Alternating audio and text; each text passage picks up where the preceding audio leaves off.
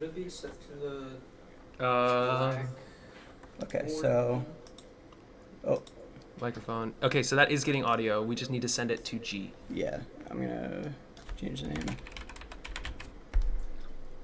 Did we like completely reset our vmix for this? It's a new thing. All right. Yeah, and then what settings here?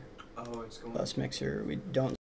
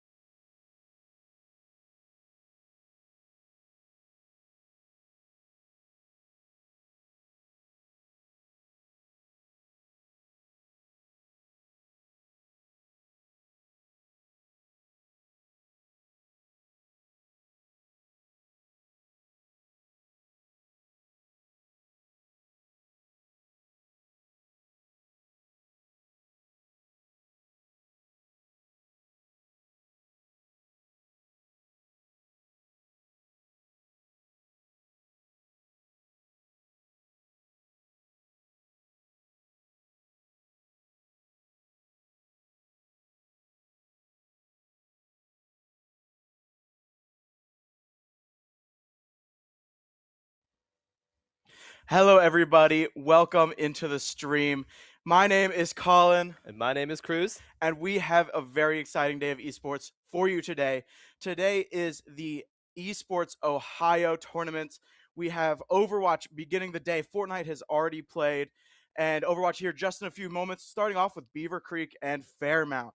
I mean, I am very excited. How about you? I'm also really excited about this one. Absolutely. So, I mean, let's just talk about Overwatch real quick. That's the Yeah. first game we're going to be playing, New characters just dropped. Oh, yeah. 5 new ones in the mix. 2 very strong. 3 kind of strong. It's just kind of fine, Yeah. And all of them are going to be playable today. Yes. What are we most excited for? What do you think? I think we're excited to see some of the cat and some of the Domina. Some of the cat and the Domina. Yeah. I mean, both of those have been making very strong waves in the community. Domina, her shield and her main shooting ability, her left click, are just very, very, very nice. And Cat being able to have such great movement, Yes. the entire battlefield is just hers to play around with. I mean, it's great fun. What do we think? What do we think that that's what they're gonna play? I think that we're going to see a lot of Domina today, but this isn't ranked, but when I play my ranked games, there's a lot of Domina bans, so the community is not happy about the Domina or the cat. It's very true. A lot of Domina bans, a lot of cat bans. Something to note is that, as far as I'm aware, is what I've been told, there will not be bans today. There would be no bans So today. that will be in the rule something set. very interesting. Yes. The characters like Cat, characters like Domina, characters like Zarya, who have been very powerful recently, are all going to be on the table. And I think that is going to bring a select few characters to the forefront. Of course, Domina, Zarya. Yes. Characters that are very reliant on bans, like Yes. Roadhog needing to ban an Ana or something like that, are going to be able to get a little bit less playtime today, I'd say. Yeah, for sure, for sure. But I mean, I think that I don't know what's been going on. I should say that I am, of course, a student here in Miami, but you have been playing in this league for a minute. I've been playing for a minute. This is my second season in this the Southwest region. For ESO. Yeah. And so you've actually played Fairmont, I believe, correct? Yes, we did play Fairmont. Yeah. Yes. So do you remember anything? What kind of happened? I don't remember exactly what happened. This was a while ago. we lost a tank player in the middle of this. It was weird. We got some new players. We lost some players. Our season for CNE has been a pretty wild one. And you guys are here playing today. Yes, we're playing here today. We are playing, I think, the second match today. Gotcha. And I mean, looking at Beaver Creek, we don't know a whole lot. You didn't play them during the regular season. We did not play Beaver Creek. So, we're going to kind of go into this a little bit blind. I mean, me personally, of course, as if you remember anything about last year, I was a huge proponent of the Zarya. I thought that we should be playing Zarya everywhere. And I still might be in that same boat. I'm a Zarya main at heart, and you know what? I want to see it. Zarya is a very good tank, but very good. You know who else is a really good tank? Who's a really good tank? My boy Wrecking Ball. I love dive compositions. It's Wrecking Ball is such an interesting character, especially at the high school level. Yeah. It's a very high skill ceiling character. We were talking about this before the show, talking about the different high and low skill ceiling characters. Characters like Trace or characters like Wrecking Ball, and very high skill to play. Very high skill to play. And then you got Moira and Junkrat. Yes, and so Wrecking Ball is definitely one that's a lot higher of a skill floor. Yeah. So, I would love to see a good Wrecking Ball player today. Yeah. I think that would be amazing. I played high school, and we literally never saw Wrecking Balls. The thing about Wrecking Ball is when you're playing against a good Wrecking Ball, it's really annoying. When you're playing with or you're watching a good Wrecking Ball, it's really fun to play. Oh, yeah. But looking at something that we don't know a whole lot about the meta. It's a brand new season, like we kind of said, 5 new characters. There is a little bit of information coming from the Korea Bootcamp, OWCS, where we had the professionals playing.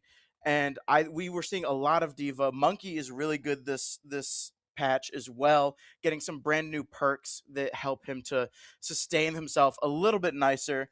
And so I think that a lot of Tracer's still good, like always, and I think that we should have fun here. I think we were going to have a lot of fun. And back to the conversation about the meta this season, I think that the meta is going to be primarily composed of 3 tanks, those being Domina, Zarya, and Diva. Mhm. They have been very strong this season, and at the Korean boot camp, they were playing those primarily over most of them, especially Domina. Domina has been very strong in this. How long has it been since It's the 10th? been like a week, 2 weeks, I something think like 11 that. days. 11 days, yeah. Yeah. That makes sense. And like they're running the meta Yeah. running the meta. It's still developing. But Yeah. along with these new characters in this new meta, there have been also a lot of map changes. Maps such as Gibraltar have been Yes. or not fully reworked, but they have new high grounds, and some of the high grounds have been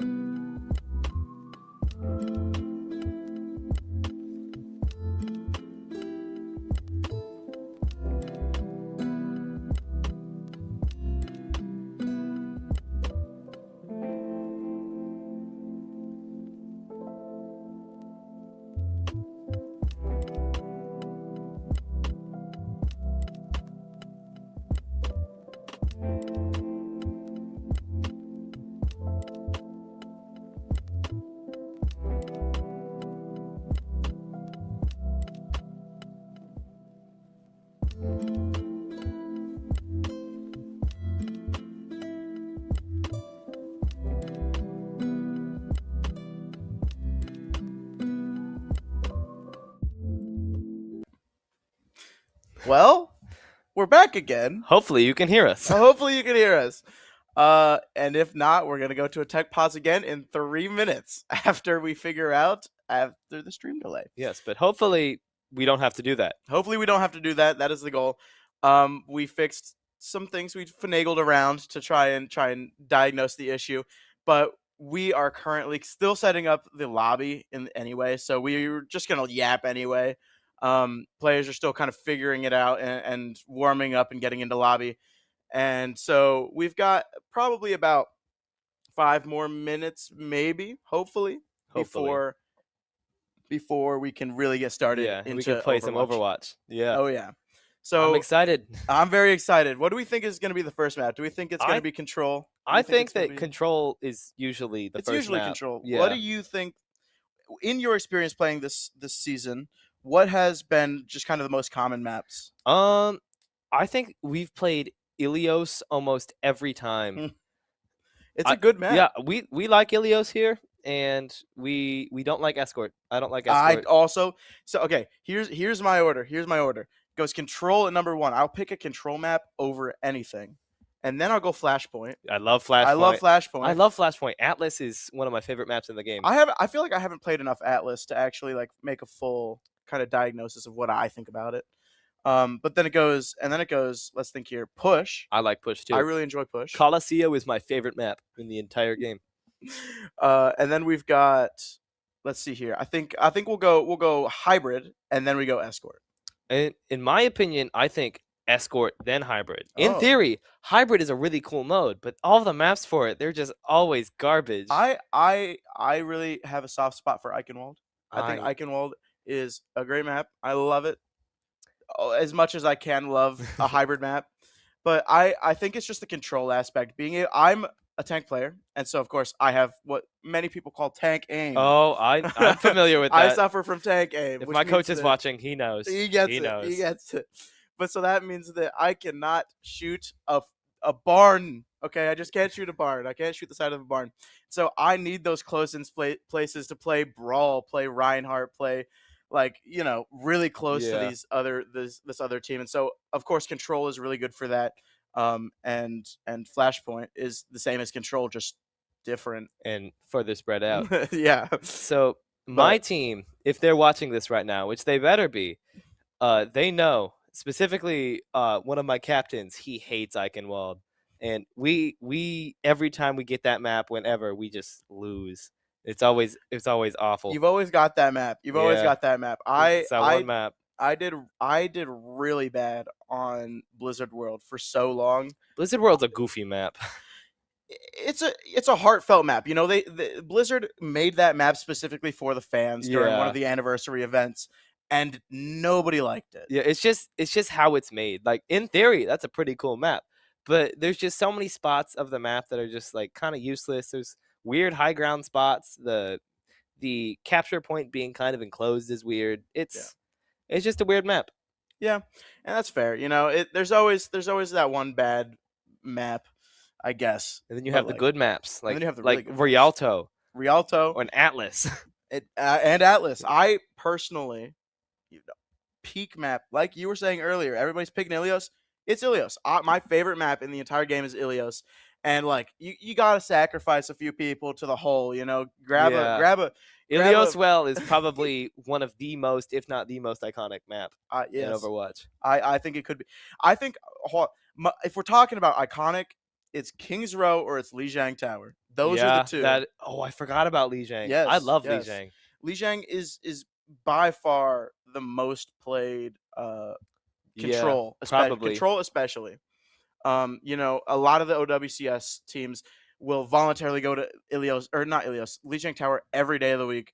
I think we saw a lot of Ulias during this OWCS boot camp in Korea this past week, but there were also quite a bit more Lijiang every other tournament that has ever been ever. I think a reason for that is certain maps are good with certain heroes, and Ulias and Lijiang Tower just happen to be one of those maps that are just really good for really fun heroes. Like heroes like Reinhardt or Hog, or dive heroes like Diva. Diva's really fun. Wrecking Ball's really fun. Saying I'm you know what, you're very brave. Saying that Hog is a fun hero. Hog is very fun to play. I Hog's not fun to play against. Hog is fun to play. There it is. There it is. That's the crux of it. Yeah. The Hog is very fun to play, horrible to play against. A lot of people argue that Hog is a character that will ruin a meta and not want you to play the game. Same with Orisa. Hog is either really good or Hog is just awful. Yes. Yeah. It's one of those two, and when he's really good, nobody likes the game. Unfortunate. Yeah. As unfortunate as it's unfortunate, but he's fun to play sometimes, especially in like the lower ranks. Oh yeah. Yeah. Oh yeah. In the lower ranks, you just kind of get to run the lobby. You just grab him, or if you're playing ranked, then what you do is you ban Maga, you ban Ana, and you just play Hog and you just kill everybody. Oh yeah. Oh yeah. I know my strategy going into ranked for the ban system. It's always the same. As a tank player, I ban Symmetra, I ban Zarya, or not Zarya, Zenyatta, and I ban Pharah. Those are my three in that order. Well, I'm a ball player, so I love seeing the Zenyatta. It's like dunking on a baby. It's great. So when I go, I ban Jetpack Cat, I ban Cassidy, and then I usually ban either Diva or Reaper because I hate shotguns. That's understandable. And Diva, another thing that's making her so good right now is her major perk, being able to kind of control her overall burst, or I can't think of the word. Is this right now. the health? No. So that's her minor perk. Her minor perk allows her to get when she is demech, she has an extra 75 health. Okay. But her major perk controls how big of a bloom her shotgun does, which makes her the fusion. Yes, the fusion drivers. That one. Yes, which basically just allows her to be a long range tank when she's never been that before. You know, it allows her to chase down some of the kills that would have been harder for her to get in the first place. Yes. So if she's like diving a Pharah for some reason, and the Pharah's kind of getting away, she can hit the fusion drivers, and her tracking will be more rewarded in that sense. And she also has a major perk, and it gives her more matrix. And it does is the projectiles that are eaten by the matrix will be put into your shield health. Yes. But I mean, I think that if we're looking, I feel like we're only talking about tanks here, but I know it's because I'm a tank. He's a tank. But you know, like looking again at kind of how Winston is becoming really good this season. Yeah. Comes a lot with his perks. One of his newest minor. It's perks. A minor perk. He gets 10% movement for every enemy he's hitting, a maximum to 3. Up to 30%. So it lets him chase down targets that would be a little bit faster. So he could chase down a Lucio probably slightly better. And if he's fighting an Ana and he gets slept, then he's not immediately just useless. Yes. And it sounds like we have got our first map of the series, of the day, and it is going to be Busan. What are we thinking about that? I like Busan. It's a fun map, I think. I definitely agree. I know that I think Busan is probably one of my worst performing maps, but you know what? It's fun to play, but I don't play it a lot. So yeah, I know a big part of the Busan, at least one of the points, is high ground. Yes, I think it's city center. Yeah, or I don't. It might be downtown. It's the one with the. I don't know what it's called. The mech base. Mech base. Oh, you're talking about mech base. Yes, I'm talking about mech base, because if you take the high ground that first point, and you control the high ground, then you control the regular point, because there's so much more cover on the high ground. So if you win that team fight, then you win the team fight down there. Yeah, that point, Mecha Base, is definitely different than the other two as well. Overall, Busan is a very, very long-ranged map. Yes. So on the one that I was thinking that you meant was city center or downtown. I'm not sure with the what buildings. It's called. Yes, the buildings. Yes. Exactly. They've got the two high grounds on either side of point. And you have to go down and over by to the train station where the actual point is. And that area is just a very, very good place for Widows, for Ashes, for Cassidy's to kind of set up and be very lethal at that distance. Any long-ranged character that will get picks early in the fight. And then that last map, the one with the drum. Yeah, the drum map. The drum map. You all know it. It's very fun to tank. You can get really fun off angles on there because of how like kind of enclosed those other flanks are. Yeah, there's a lot of different pathways that you're able to take going into the point, which allows for very, very fun things. And we'll be going in very soon. We're getting so ready to start this game. I'm excited for some Overwatch. Thinking about Busan, I think. What are we gonna see? I think D.Va. I think we're gonna see. I think we're gonna see some dive. I think we're gonna see some Domina. Okay. Because we were talking that Domina's pretty strong this season. Yeah. We might see a little bit of Cat. I think we're definitely gonna see a Cassidy. I definitely Cassidy. I feel like I think Mecha Base is gonna. Oh, actually, you know what? I think the only map that we're not gonna see Cat in is gonna be this one. This one is very difficult for the Cat to come out, and it looks like I'm gonna be right. Yeah. But you are right in the starting Cass off and on Dominos. drum. So we're running for Beaver Creek. They're running a Ramatra sort of dive composition with the Kiri and the Genji front line, or I guess Kiri's back line. Yeah, I mean, their supports are going to be very easy for them to kind of play up with the team. They've got the Suzu and they've got the Ring for getting out of point, and they've also got their backline has lots of mobility with Beaver Creek being the TP and the Ring. And it sounds like we don't quite have any sound, so hopefully we can get that fixed shortly. But we're going to kind of go into this beginning point here. Both teams kind of stabilizing at the beginning. Starting off, we got Beaver Creek. They're kind of being held in this left little choke right here. And this is Fairmont. Sorry. Fairmont's being held in the little bitty choke. Yeah. And they can't push up too far because Domina is very, very bad about getting ran down. And if you get Domina without her shield, then you can just run her down really well. It's true. There's a 14-second cooldown on that shield, and it looks like Evo Prince from Fairmont is going to get the first pick onto Fisho. Cass for a Cass.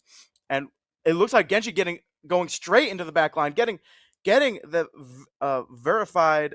But we Evo have Prince the flashbang from Evo Prince taking out the Cass. And it looks like right now it's down 1 to a 4 team fight. Absolutely. And Beaver Creek is going to lose that. They're going to be very happy with getting 30% here. They're just going to have to kind of back up and kind of take a little bit more time. Fairmont being very good about taking their time, being very patient, kind of slowly making their way. They gave up 32%, but they are winning the fight currently. Marshmallows on Fairmont getting really low.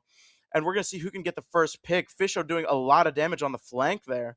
And he's going to have an ult already coming up. And something about Fairmont's comp right now is they're playing a very slow comp with the Emray and the Cass and the Domina. It's going to be hard for them to take a choke. Oh! But that was a very nasty Deadeye from coming Fisho. In with 3K Deadeye and a 4th onto Domina. It looks like we're going to get at least 40% more from this point. Yeah. And, Fairmont can't be too mad about that. They kind of... Actually, you know what? I take that back. Beaver Creek only used a single ult during that fight, while Kettering Fairmont used their Juno ult, which is going to be an unfortunate loss there. And unfortunately, they still have. He canceled the Deadeye. Oh, it was a reload Deadeye. That's trolling, right? I don't know. I feel like that just wasn't the right play. I think that what he should have done is probably gone off to the flank there, getting something. Vayne going crazy. Something about Deadeye is it's very much a zoning ult, and if you play a Deadeye, then you just can't occupy the space that the other team's trying to occupy. And it looks like the Genji is trying to dive down that Juno, and Juno survives with just like 70 health left. Yeah. Oh. I can't think of the name of anything right now. It looks like Domina's ult is going to come out. And Beaver Creek has 4 ults at their disposal, while Fairmont doesn't even have any yet. They're coming up on the Emray ult, and Suzu. Yeah, this is gonna be final fight territory right here. It looks like Fairmont is just gonna be able to get touch, but the names are so strange. Beaver Creek is gonna get 4. Final person on point is Jax, and that is gonna be Beaver Creek. That is a very good first point on Busan from Beaver Creek. This is really strange with no sound. Yeah. But I think that, looking at that, Beaver Creek did really well at the very first. They got in there, they got active, they were very fast to get to point. Yes. And Fairmont kind of played very passively at the beginning, right? Beaver Creek got up to 35% before Fairmont was able to take any action onto point, and kind of it felt like Fairmont wasn't able to do anything. The Genji player over there on Beaver Creek was just so aggro. Vayne was so aggro. Fisho was off on the flanks, getting those early picks, which is incredibly important in this game. And I mean, looking at the end of the game, Beaver Creek had every ult. Like they used only a single ult that entire game effectively. I think what Fairmont needs to do is they need to first take out the Juno and they need to take out the Cassidy, because the Cassidy is doing some damage to the Emre and the Domina, because if the Cassidy is holding a choke, they can't really push that choke because there's not a lot that they can do dive-wise to take out the supports in the backline. So they either have to take out the Cassidy or they have to shoot down the Ram, which is going to be pretty hard for them to do because they have number one, they have the Nemesis form, they have Suzu, and they have Speed Ring to get the Ram out of there in the case that he would get low. Yeah, Genji is going in there. He's going to get 2, and that is going to go to Beaver Creek. Fairmont down 2 or down 1, and the Genji is going to get traded there. But it looks like Beaver Creek is just going to kind of stabilize. Fairmont is going to keep pushing it even though they're down 2, and it looks like they're going to get punished. Juno pick, and the Domina goes down as well. And this is what I was talking about earlier with the Domina not being able to really defend themselves against a rundown like that. So this Ram play is a very good counter to Domina, is what it feels like. I agree. Domina's doing really good damage for the most part, getting up to 66% ult charge, highest on the team for Fairmont. But, I mean, looking over at Beaver Creek, we got 80% to Annihilation, 66 to High Noon, and we're just going to have to kind of see what happens. Juno missing the right click right there is pretty unfortunate. We got the Castle on point, but he dies to the Juno right click. And Fisho getting a nice Kiri pick. Yeah, Beaver Creek just going in again, able to take point pretty convincingly. Fairmont got the flip at some point. And we got a 5K right there. At some point during that fight, Fairmont got the flip and was able to get 8%, but it's not going to stay for very long. Annihilation is fully up for Vayne. Fisho is basically at High Noon, is going to have it for this fight. I think the only thing that Fairmont is going to be able to deal with is their Juno ult. And, you know, they're going to have to engage with Orbital, and if they mess up here or if they counter with the Annihilation, because all they have to do is just annihilate, and then the Orbital is kind of just useless. Or what they're going to do actually is just going to wait for the Orbital to go away before they annihilate, and then they'll have the ult advantage. Yes. Yep. And as we see right there, they're just getting steamrolled by this Ramatra and the Cassidy. Yeah, that was really well played from Vayne, being able to kind of slowly drop back while the orbital ray was coming down. Fisho being able to get a huge pick that's going to stagger, and you know what? They're just going to finish this off with no touching for Fairmont, and Beaver Creek is going to win our first map on Busan pretty convincingly there. So, I mean, you know, that was pretty convincing there. You know, Fairmont wasn't able to do a whole lot. Yeah, that was a pretty rough match for Fairmont. What they need to do is I think they might need to swap off of Domina, because she's a very strong tank, but she's very prone to getting run down, and if her backline gets destroyed, she gets destroyed. So the Genji pick there is getting really lots of value. The Genji and the Ramatra as well. So I feel like what they could do is they could go something like they could mirror the Ramatra, or they could go Orisa and they could go Brig, so they can fight off the Genji, or so that they could pressure the cast with their own cast. Yeah, no, I do kind of agree. I think that in this situation, Domina is maybe not the best situation. Part of what makes that fight so unfortunate is that, you know, Domina throws up her shield, right? And Ramatra just pulls out his Nemesis form and is able to punch straight through the shield. That'll break the shield a little bit and kind of cause it to go away, right? And it'll go right through the shield, and it'll pierce all of Domina and all of her backline too. Yeah. So if you have to give Ram space if he's got a Nemesis form on. Yeah. And unfortunately, the cooldown for shield is gonna be 14 seconds, which just kind of puts her out of the fight. She can do a lot of damage with her left click, but it has to be on the right targets. With a Ramattra in your face, Ramatra's not going to be the right target. And so it's there's a bit of a push and pull there that you have to really figure out. And it's going to be just a lot harder running Domina into that Ramattra. If they're going to run Domina, they're going to need to either change up their backline or they're going to need to change up some of their strategy of what they're doing. They need to play a lot safer, and they need to wait for a Domina ult to push. Yep. And that's another great thing about Domina is her ult. It's such an interesting ult. And I think there was a bug that I don't know if it got patched or not, but she could left click a shield and it would do a lot of damage to the shield and to the people behind it, and you'd get ult very quickly. I don't know about that. I didn't know about that. I know that one of her abilities, right, that we were seeing being used is basically the crystal. The crystal, yeah. Yes. So that will go out and it'll do damage to a group of people in an area, and it'll heal Domina for some of the damage done to the characters. I think it's around 70% of the damage done. It's really good damage. I did hear about a bug that the crystal healed even for shields. Yes. That was the bug that got fixed. Yeah. And the healing gave ult very fast. And another thing about this game in particular was I don't think Fairmont got a single Domina ult off. Yeah. Which is very unfortunate. And I feel like if they could have gotten at least one good Domina ult off, they could have gotten 50, maybe even 60% in pushed point. Yep. Well, it sounds like we're going to go to break right now. We'll be back shortly for the next map, and we'll see you guys soon.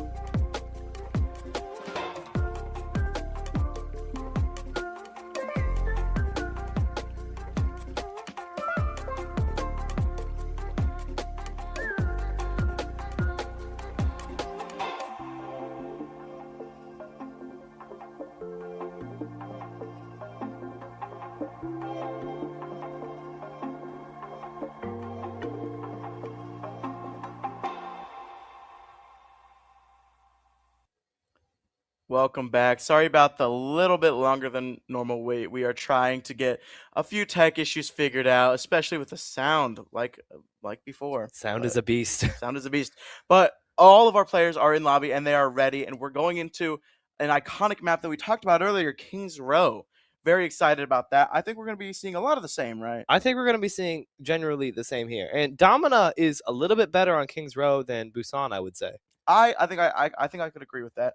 I think just Domina is better on Kings Row, but if she's still playing against Ramatra, I think we might still run into the same issue of them.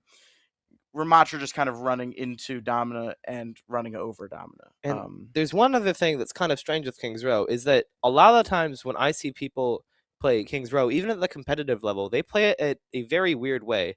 A lot of the times people, they keep that one choke at the beginning, the one with the door next to the statue. And what they'll do is they'll just ignore all of like the high ground around it, like the high ground on the back or the high ground on the side.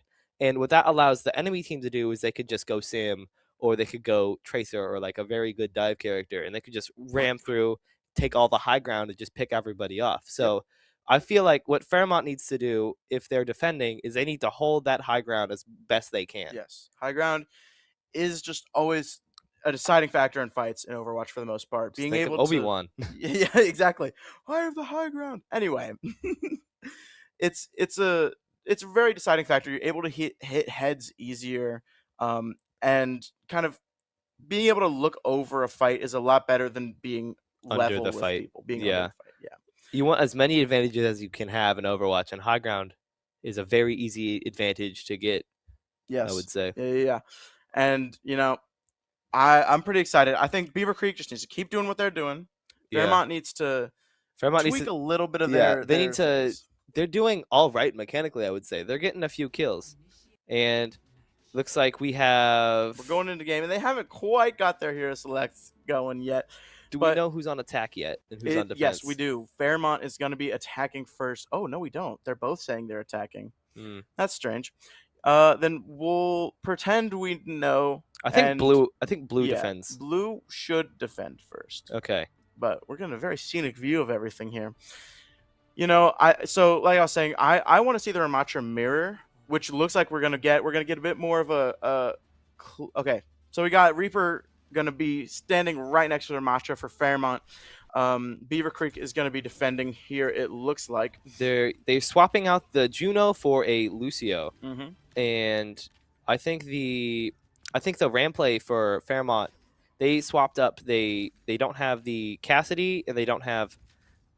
They swapped both DPS and they swapped their tank. So I think the ram play here is a very good decision, and looks like Beaver Creek will be playing that high ground with the Cassidy on the side and the Juno on upper. Yep. And sounds like we fixed part of the sound issue, but it looks like the second PC. Oh, maybe not. All right. There's no sound still, but we ball. We ball. We keep going. Vayne is going to be standing right in the choke point, just kind of being a presence, not letting them pass, using shield immediately, as well as Vortex going in. And it looks like Genji's going to go straight in, trying to get a pick, and Fisher was able to finish that off. And it looks like he's just going to keep going, but they're just going to have to. Fairmont needs to kind of stabilize a little bit. And if Fairmont needs any chance of getting anything right now, they see that the Cassidy they fell off the high ground, so they need to capitalize on that if they want any space guiding. Yeah, it looks like Beaver Creek just able to get these people down such low health. Evo Prince is going to be very scared here. And but he's able to get a few shots onto the Genji. Very low, but Beaver Creek's healers are just there to support. Fairmont is just kind of unable to get pushed forward. All of this damage coming into Fairmont, and they're just going to have to keep backing up. Jax going so low, Verified going so low. As Beaver Creek pushes towards, Fisho is able to get a pick onto Verified, and Jax going down, and we're just going to have to see Fairmont going back into the spawn. I feel like what Fairmont has to do here is they just need to get their whole team up onto that back high ground. So I think they might need to go Sim, or else this is just a lost game for them. I definitely see what you're saying. Having that high ground would be really good, but I fear that they're not even going to be able to get close enough to get a Sim TP onto it. Right now, Vayne is doing incredibly good at keeping them very, very controlled at that choke point. You know, all the vortexes going in. And Genji as well, just diving that high ground constantly. And Fisho just able to get those picks on Evo Prince. And, you know, can't go into a fight, a player down here. And still Jax is going to pop an Annihilation. Orbital Ray coming in from Fairmont. Fairmont is trying to throw everything at this. This is what they needed to get some of that space, but I don't think it's enough. They got the Deadeye down. Yeah, Beaver Creek is able to respond with their Fisho Deadeye, which gets one, but unfortunately, you know, unfortunately for Fairmount, they're just going to have to back up. Their ultimate exchange is not very good there, unfortunately. This may be one of those games where it comes down to just whoever caps point. Yeah. I mean, I think that Beaver Creek is definitely looking a little bit better here. Got all their ults except for Fisho, which was just used. We'll see how that plays into the fight here. Plus, they have arguably one of the strongest ults in the game, that being Kitsune, and they have Beat to go complementing with it. And there comes the Beat, and they're just going to run them down. They just run down Fairmont, and they try and push them back into spawn, and that is unfortunate for Fairmont. Beaver Creek just using two of their ults. I have to respect their control, you know? Yeah. A lot of players would just hear one ult pop, and they'd be like, oh, it's time to hit Q, and so they'd throw all of this stuff. Beaver Creek is doing really good at kind of being very, very controlling. Yes, but they are coming up on a Death Blossom, and almost they have their Kitsune. So if they are able to push this Kitsune and not mess it up, they could take out the Ram and then the rest of the backline. There goes Fisho, and Genji is just in their backline again. And there comes Annihilation using one ult to kind of keep things alive for Beaver Creek, and it's gonna be 6 seconds left, and I don't think the Fairmont gets the touch here. That's not what you want to see from Fairmont's perspective. You know, they're just kind of getting overrun a little bit. Genji's just diving into their backline.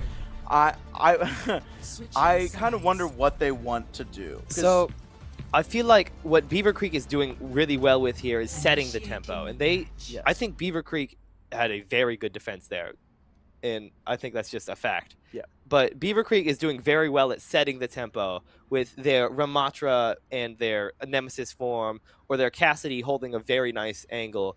And I think what Fairmont needs to do is they need to raise the tempo. They need to go, I think they just need to blitz down the backline. And they need to get as high ground as fast as possible. So they need to go high mobility heroes that can just get to the high ground very quickly. Yeah. I see. Part of my hesitance of everything is that Fairmont, they're playing the Cassidy, right? Cassidy is generally pretty decent at stopping dives. This flashbang is able to kind of stun enemies, reduce mobility in general, and should allow Cassidy and his team to shoot these targets easier.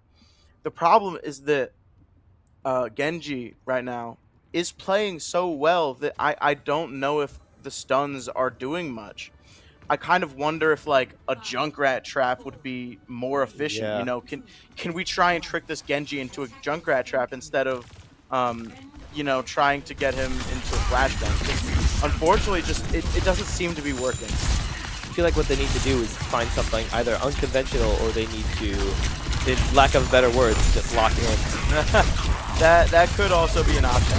But yeah, here comes Beaver Creek, is able to run straight down point. Evo Prince is able to get a pick on a Fisho, but Vayne is jumping straight into the backline, killing Battleus.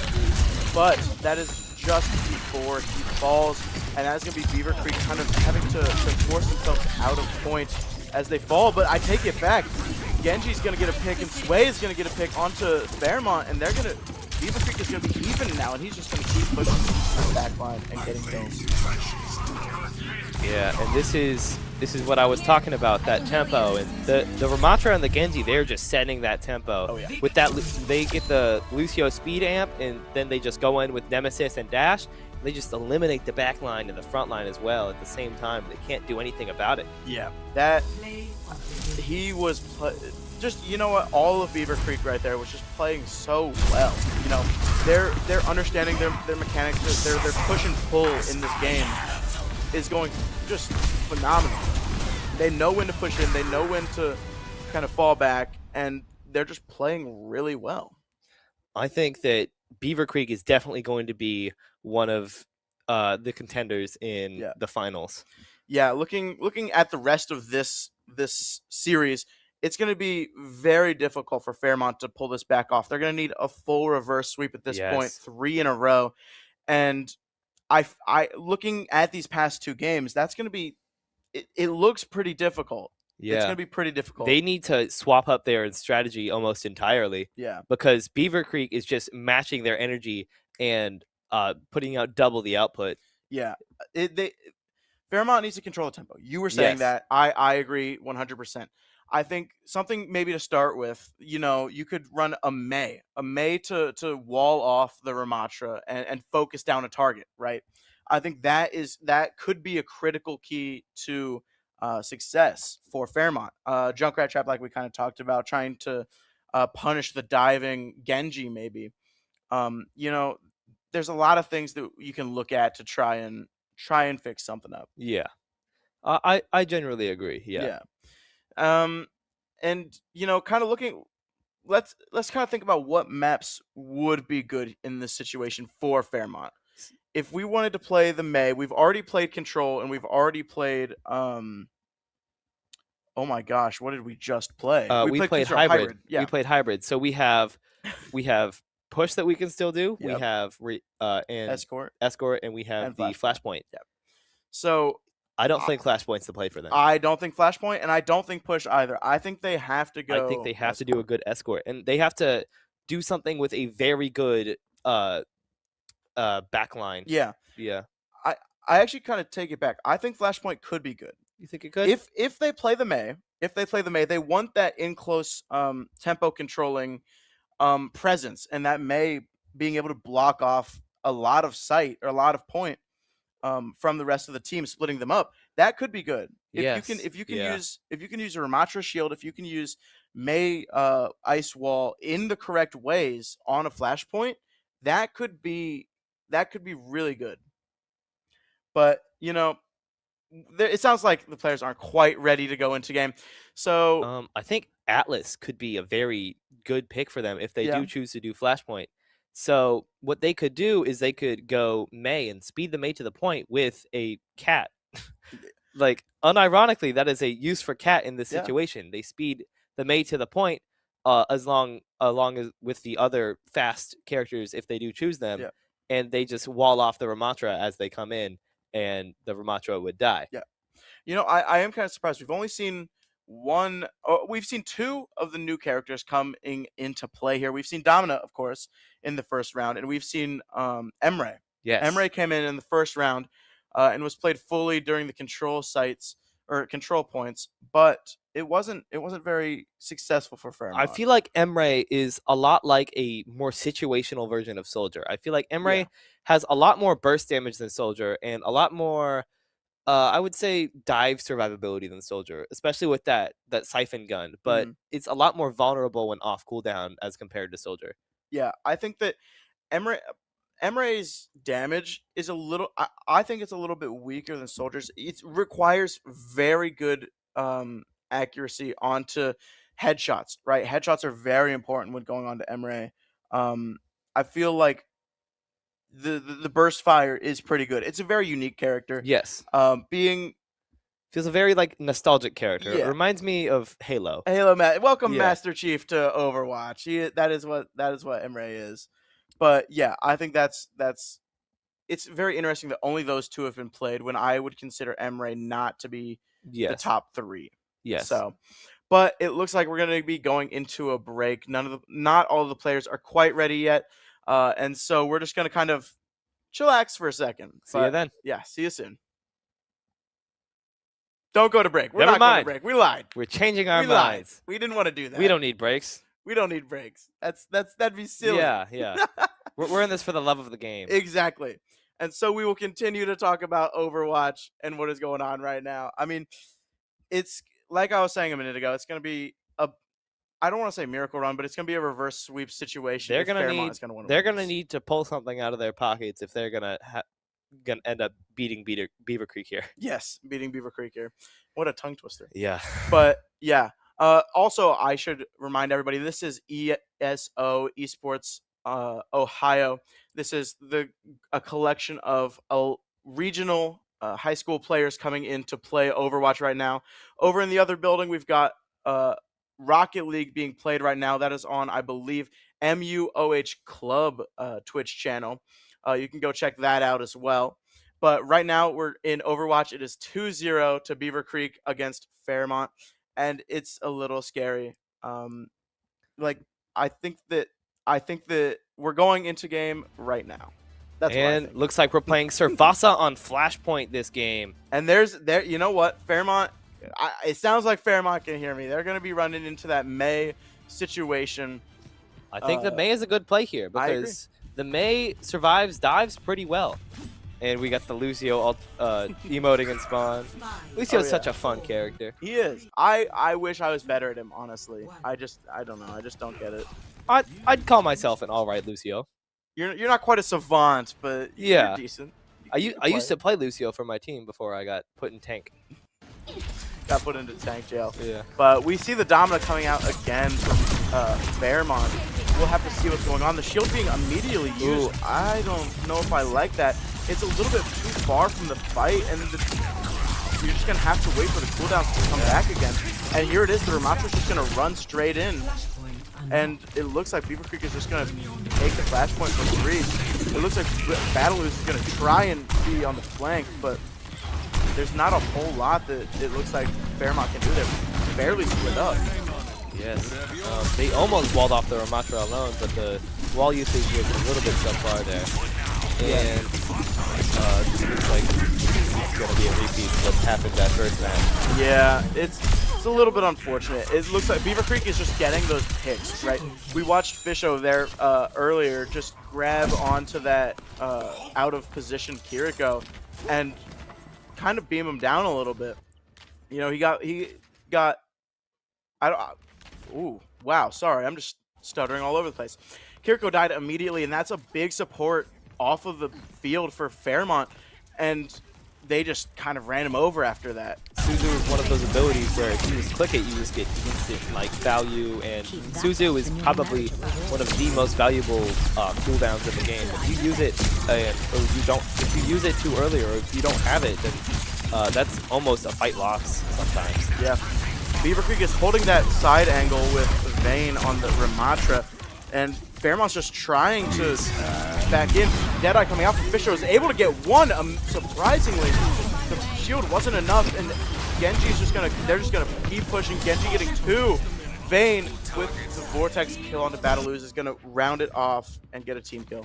Yeah, they're gonna need kind of a miracle here. Yeah. But I feel like what they need to do is they need to catch the Juno in the rotation of this next point. Because when they're rotating, I feel like they're going to have a little bit less structure. Yeah, and there it is. Juno goes very low for Fairmont. Kind of getting a little scared there. Battle is going very low as well. And, you know, they're not... It's a little worrisome for Fairmont. Shield already away, and they're not really that close to point. I think that shield usage is just a little bit coming out too early. So many ults coming onto the fight. Evo Prince is able to get two with the freeze. Marshmallows is going to get onto the Kiriko, and that is going to be a fight win for Fairmont. That is exactly what you want to see. That is their first cap of this game, which I feel like with Domina, if you hold the point well enough, then you can do it. You can get lots of value from the point. But what you don't want to do with Domina is overextend and take too much space, like what happened with the Roman Empire. Yeah, and so we kind of watching here. Domina set up her shield, which isn't too terrible here. you know, being able to hold them off at bay. But as soon as that shield goes down, you watch it, everybody just rushes in. A speed amp comes in, and, you know, Fisho gets 2. High Noon coming out. Fisho gets 3. And Vayne is just able to hold everybody off and is going to hold on to point. They're going to push Fisho getting 4 and is maybe going to get 5. No, that Juno is just able to get out. Yeah, they are just really susceptible to getting ran down by this Ramatra and this Cassidy and just the entire front line, really. Yeah, that fight was a prime example of the unfortunateness of the very good shield. It's once it's down, you just get rushed.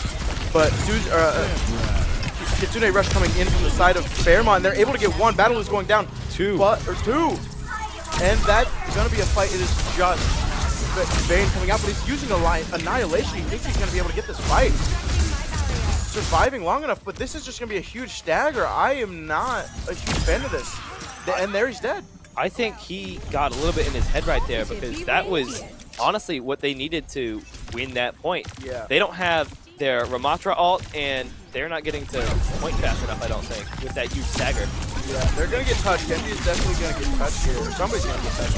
Beat coming onto point, but no, only the Lucio is going to get that. Marshmallows is going to kill on the Fisho, and it looks like Fairmont's going to stabilize this point and get a capture on this round. So it's going to be 1-1. They're going to the next capture point. This is the first cap that they had this game, and I think morale is higher. I think for Fairmont. I bet you're probably right. It's looking hopeful. Win that. There is a bit of hope in this game. That's what they need to do. They need to stagger the Ramatra. Yeah. That was just a rather unfortunate play from Vayne. I don't. Maybe it was a fat finger. You know, maybe it was an accident. I feel like that makes more sense to me. Yeah. Because based on how he's been playing throughout this entire set. Yeah, he's been very good, and so just to use an ult in that such unfortunate situation, it was a little rough. And ult economy is very skewed in Beaver Creek's favor this fight, as they're coming up on Kitsune Rush and they have the cast ult right now. Yeah, this is unfortunately not exactly what you want from Fairmont, losing all of their players very quickly. That is 5 down, and you know Beaver Creek is already accumulating score here. That engage was not fantastic from Fairmont. They just kind of sat off point while Beaver Creek was just able to take the point. By the time everybody was even dead, by the time the fight was over, Beaver Creek was already at 25%, and so it was just a little scary. Yeah, I think Fairmont just needs to stay inside of what they know best, and that is holding a point and taking space little bit by little bit. Yeah. But if that's the only thing that their comp can do, really, so if they can't do it in time, then they're just going to have the point already capped and done by that point. Yeah. Looks like Vayne is kind of pushing forward a little bit. Fisho getting a pick onto Evo Prince. Unlucky. Vayne is going straight in. Fisho getting another kill. Fisho getting 3 as Vayne pushes in, and there it is. It's a very good performance from Fisho and Vayne. The whole team, really. It's very good. The Sway has been particularly impactful. Do they know that they can't go this way? I don't know. I don't know if they know they can't go that way. But Sway's been very impactful, getting that speed boost, and there's gonna be a fight breaking out, not even before they get to the point. And it looks like everybody's just gonna back up. Beaver Creek is gonna take the objective as fast as they can, try and hold that space, just like what they did last point. There it is. Shield comes out from Domina. Vayne gets a pick, and they're just gonna run straight through the shield, just like it's been happening. And unfortunately, while Kettering Fairmont was able to get up. Wait, I thought they got a pick. Maybe they didn't. It looks like Beaver Creek is gonna have all their ults for this next fight. I think that Fairmont definitely had a chance of winning that, but they have all of their ults here, and like I think both teams have most of their ults.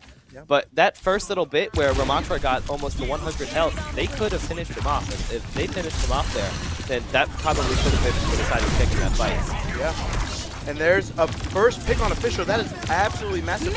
Orbital Ray comes out from the side of Fairmont. They want to win this. Vayne comes in, getting a kill on the bear fight, and Vayne goes down, which is exactly what we wanted to see. The ice ball blocking him up. And the Genji from Beaver Creek is able to get a few kills, and Beaver Creek is gonna bring it back. It looks like Fairmont up at the beginning and unfortunately unable to stabilize. That is and almost bring it back. that's almost what they needed. It was really well played from Fairmont. You know, Yes. I really like that. They got the wall up, they got the Ramatra killed, and that was really well played. It's just that they couldn't sustain in the long run, and that's just really unfortunate. They needed more plays like that earlier in the game. Yeah, I agree. And, you know, they've got 3% to 1, and that is going to be the end of the game. Beaver Creek has won first to 3. This is their 3rd win, and that's going to be sending Fairmont home. That's not quite what you want to see. Yeah, but that's a very, very strong performance from Beaver Creek right there. That was dominant. That was a very dominant performance. Well played from really everybody on the team. They just walked through that shield. Like, yeah, it was just so unfortunate. But I mean, we're gonna be moving on to the next game. That's you guys, isn't it? CNE versus Milford. CNE versus Milford. And then the winner of that will be coming back to play Beaver Creek. What needs to happen? The winner of that will be coming back. They will be coming to play the winner between Beaver Creek and St. X. You're right. Yeah. You're right. And so, you know, what do people need to do now to beat Beaver Creek? I think what they're very reliant on their DPS and their tank. Okay. I feel like, and the whole team is very good, but if they get a pick on the Genji or a pick on the Ramatra, then the Cassidy doesn't get as much breathing room because those are the two that are making space. The Genji and the Ramatra. So if they're making space, then the Cassidy can just kill everyone. He has all this room to just breathe and aim everywhere. Yeah, it was really well played from everybody. I'm very excited to see and continue to see where this day goes. We've got another game coming up shortly, which is going to be CNE versus Milford, and we will see you guys then. Don't go anywhere. They might not have been ready for the break. I don't think they were ready for the break. I hope they were ready for the break. And I thought I heard them say that, but maybe not. So we're going to have a bit more fun talking with you. Yeah. So I feel like what Beaver Creek did well there was they just controlled the tempo that the entire game, it felt like. Specifically the Ramatra and the Genji. When the Ramatra and the Genji were up forward and getting the kills and using their cooldowns, Fairmont just had to let off because they couldn't do anything about it. And when they were letting off, they were getting all this space for the Cassidy. So what they need to do is what they needed to do was they needed to pressure either the Cassidy or just shut down the Ram and the Genji. Yeah. It's definitely difficult, especially Beaver Creek was doing really well. Their supports were fantastic. Yes. A lot of Overwatches, they're push and pull, right? Being able to go in when you want to and back out when you need to. And part of that was Sway going in with that Lucio, and like it was just in and out, in and out. On three, past the shield, and they just zoomed past the shield. They couldn't, and Fairmont just wasn't able to do anything about that. So, the May worked.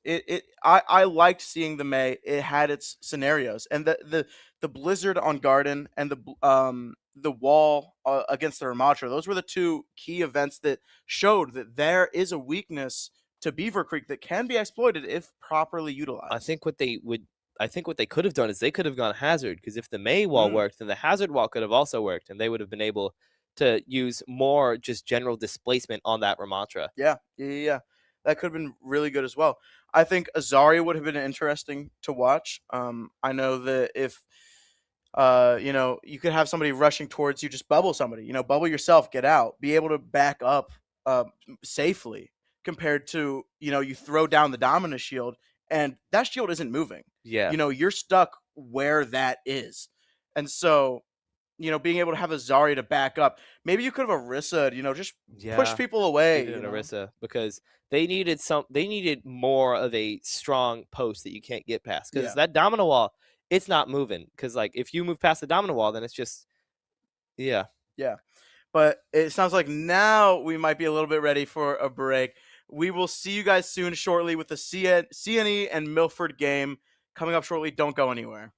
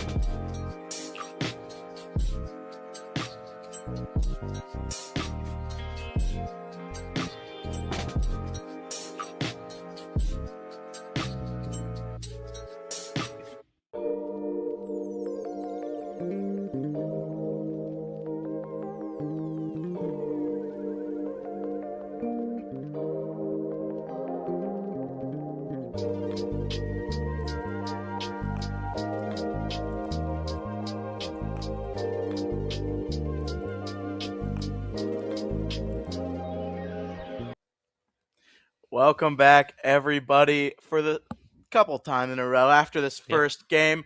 We're back, and we're here with ESO, Esports Ohio, the Overwatch High School Tournament. Now, we just watched Beaver Creek versus Fairmont, and that game was a little one-sided. Yeah. Beaver Creek kind of rolled over Fairmont, but there was some bright spots towards the end of that game. But Yeah, I didn't get to see the third map myself. I watched the first two, but it did seem like a little bit one-sided. Beaver Creek definitely had a lot more cohesion as a team, and pretty much this should be a good match based off what we saw. I agree. From what I've heard, Saint X is going to be very good. I've heard a lot that they're top 500 players, and I could, while I don't know the ranks of Beaver Creek, I could assume that they're definitely up there in the comp ladder. And I think that this could be a very good game. I think that if Beaver Creek keeps running what they were running, the Ramatra, the Lucio, the Genji, those three kind of just ran over everything. The Fisho on the Cassidy, just getting those early picks all the time. And it worked very well.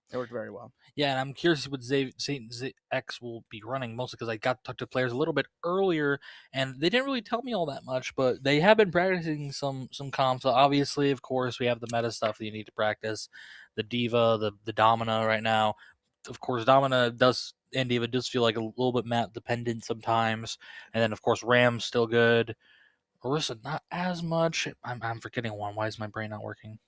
You got it, Winston. I mean, Winston, of course, that new perk he got makes him actually quite viable in a lot of situations. Mm-hmm. Granted, with no bans currently in place, trying to play Winston into Diva doesn't work out Not all quite that fun. much. Yeah. So we won't be probably seeing any of that. And then, of course, on DPS, we got to see Emre from Fairmont last series, I believe, and didn't.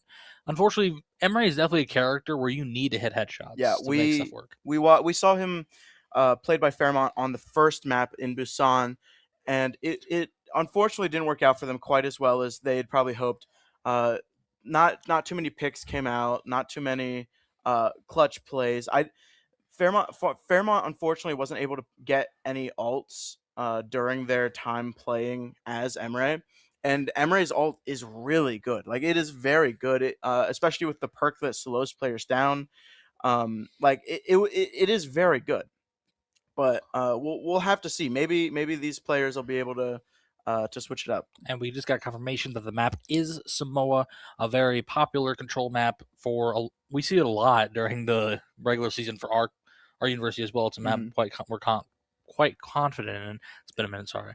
But alongside that, Emre, of course, we didn't see much. Domina, we did see from Fairmont. I don't believe we saw it at all from St. X, I believe. But of course, they ran Ram into Domina, which is not a bad pick considering a poke tank like Domina is kind of similar in the way that Sig, where you can kind of just run over if the enemy team is just playing pure like brawl run at them.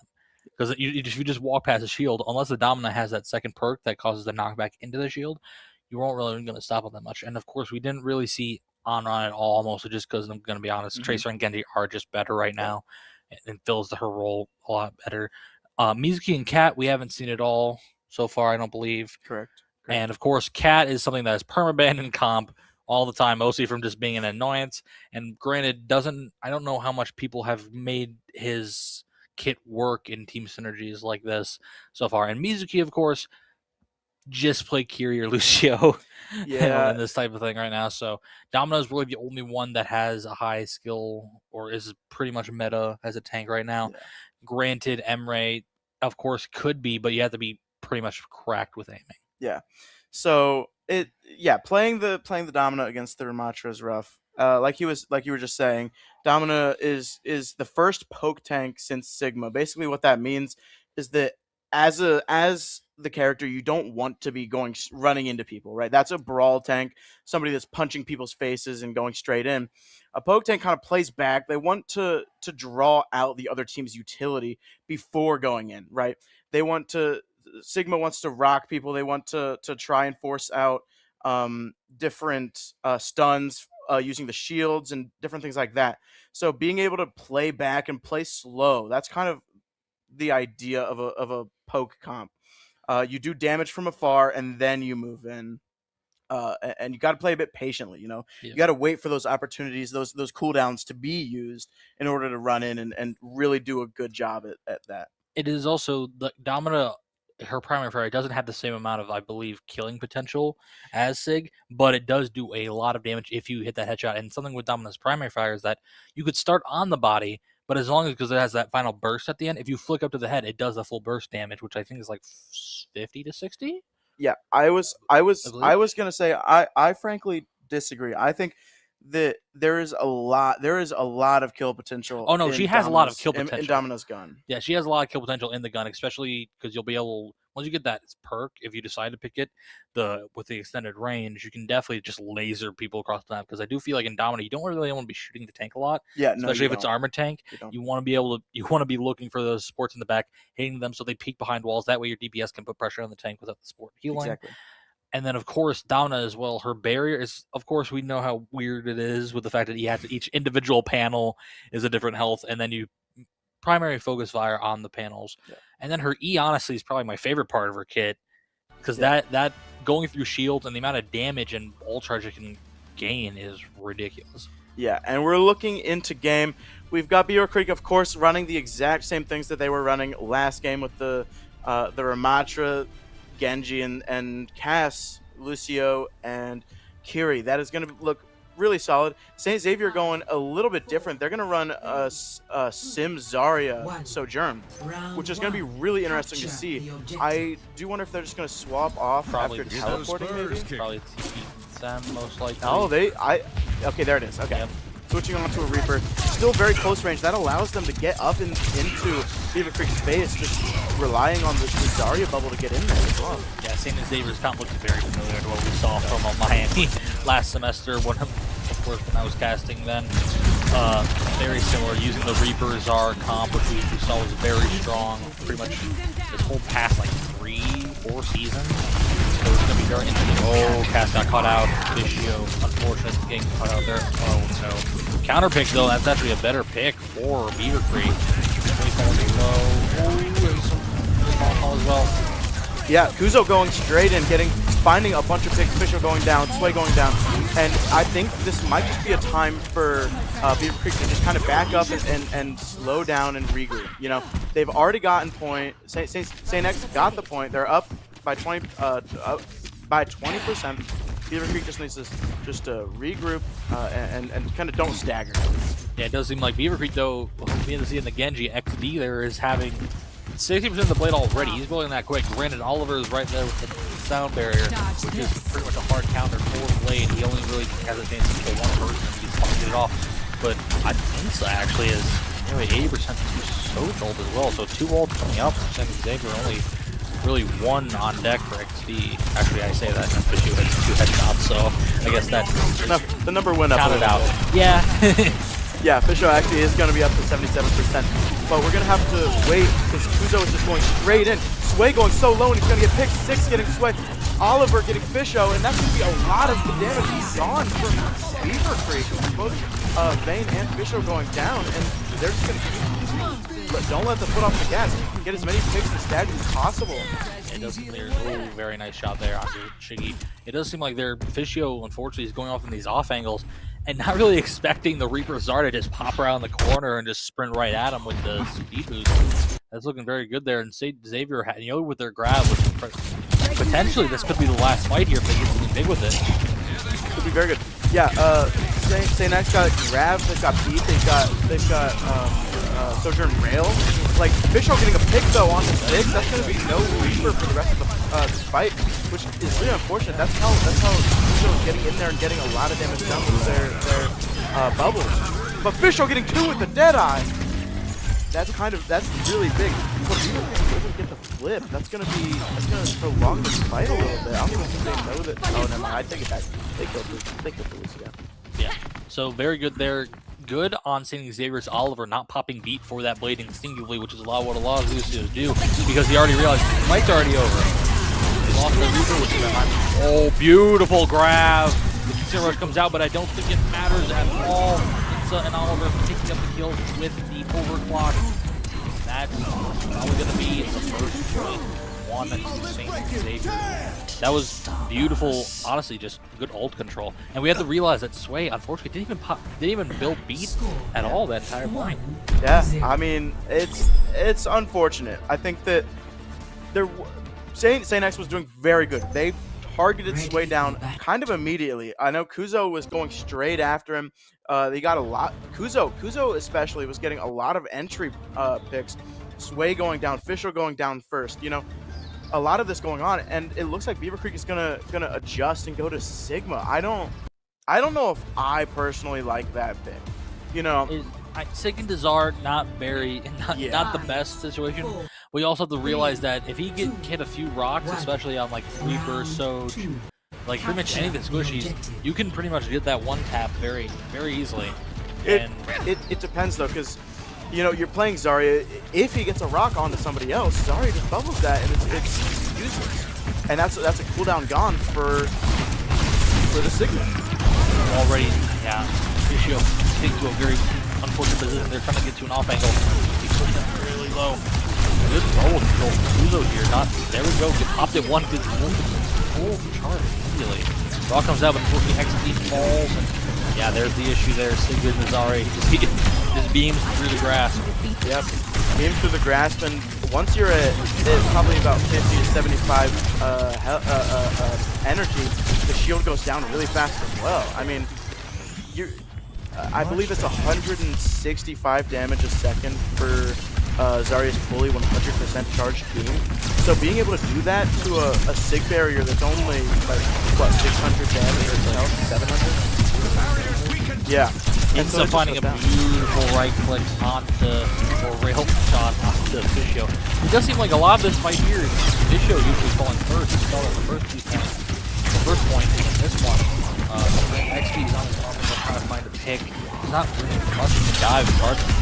Really ends up the only pop here. Yeah. And this fight's over. There's some staggers here coming out from Beaver Creek. Yeah, Kuzo was given a lot of power in this situation. Vayne, of course, having his suck being able to, Kuzo being able to shoot through Vayne's suck as well as Genji's deflect, XD's deflect.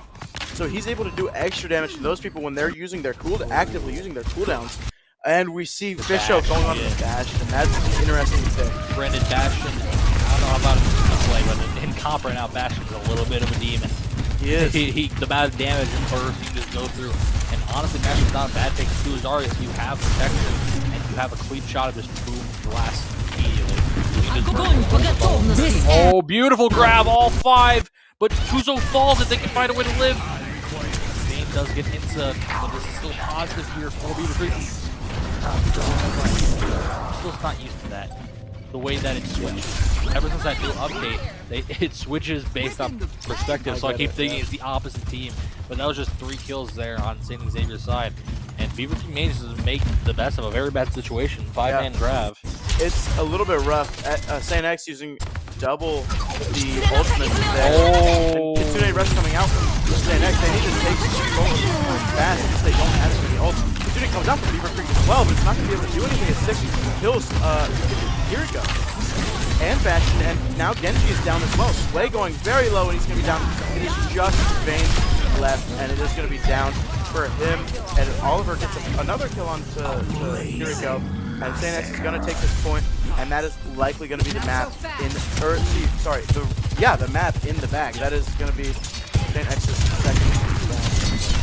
Getting that pick onto the Bastion was very monumental there. They saw that go down, and all pressure is off the Zarya immediately. They don't have enough damage to go through both bubbles. Like, pretty much can just run in immediately. Because that was, honestly, if they made that switch quicker on the side of Beaver Creek, things could have been very different, considering that it was most of that game, there wasn't any pressure on Kuzo at all. This ends Zarya, now. of course, this was a beautiful grab, just melting through them. It was really unfortunate for Sway there because he was at like 96. That was a nice shot. Yeah.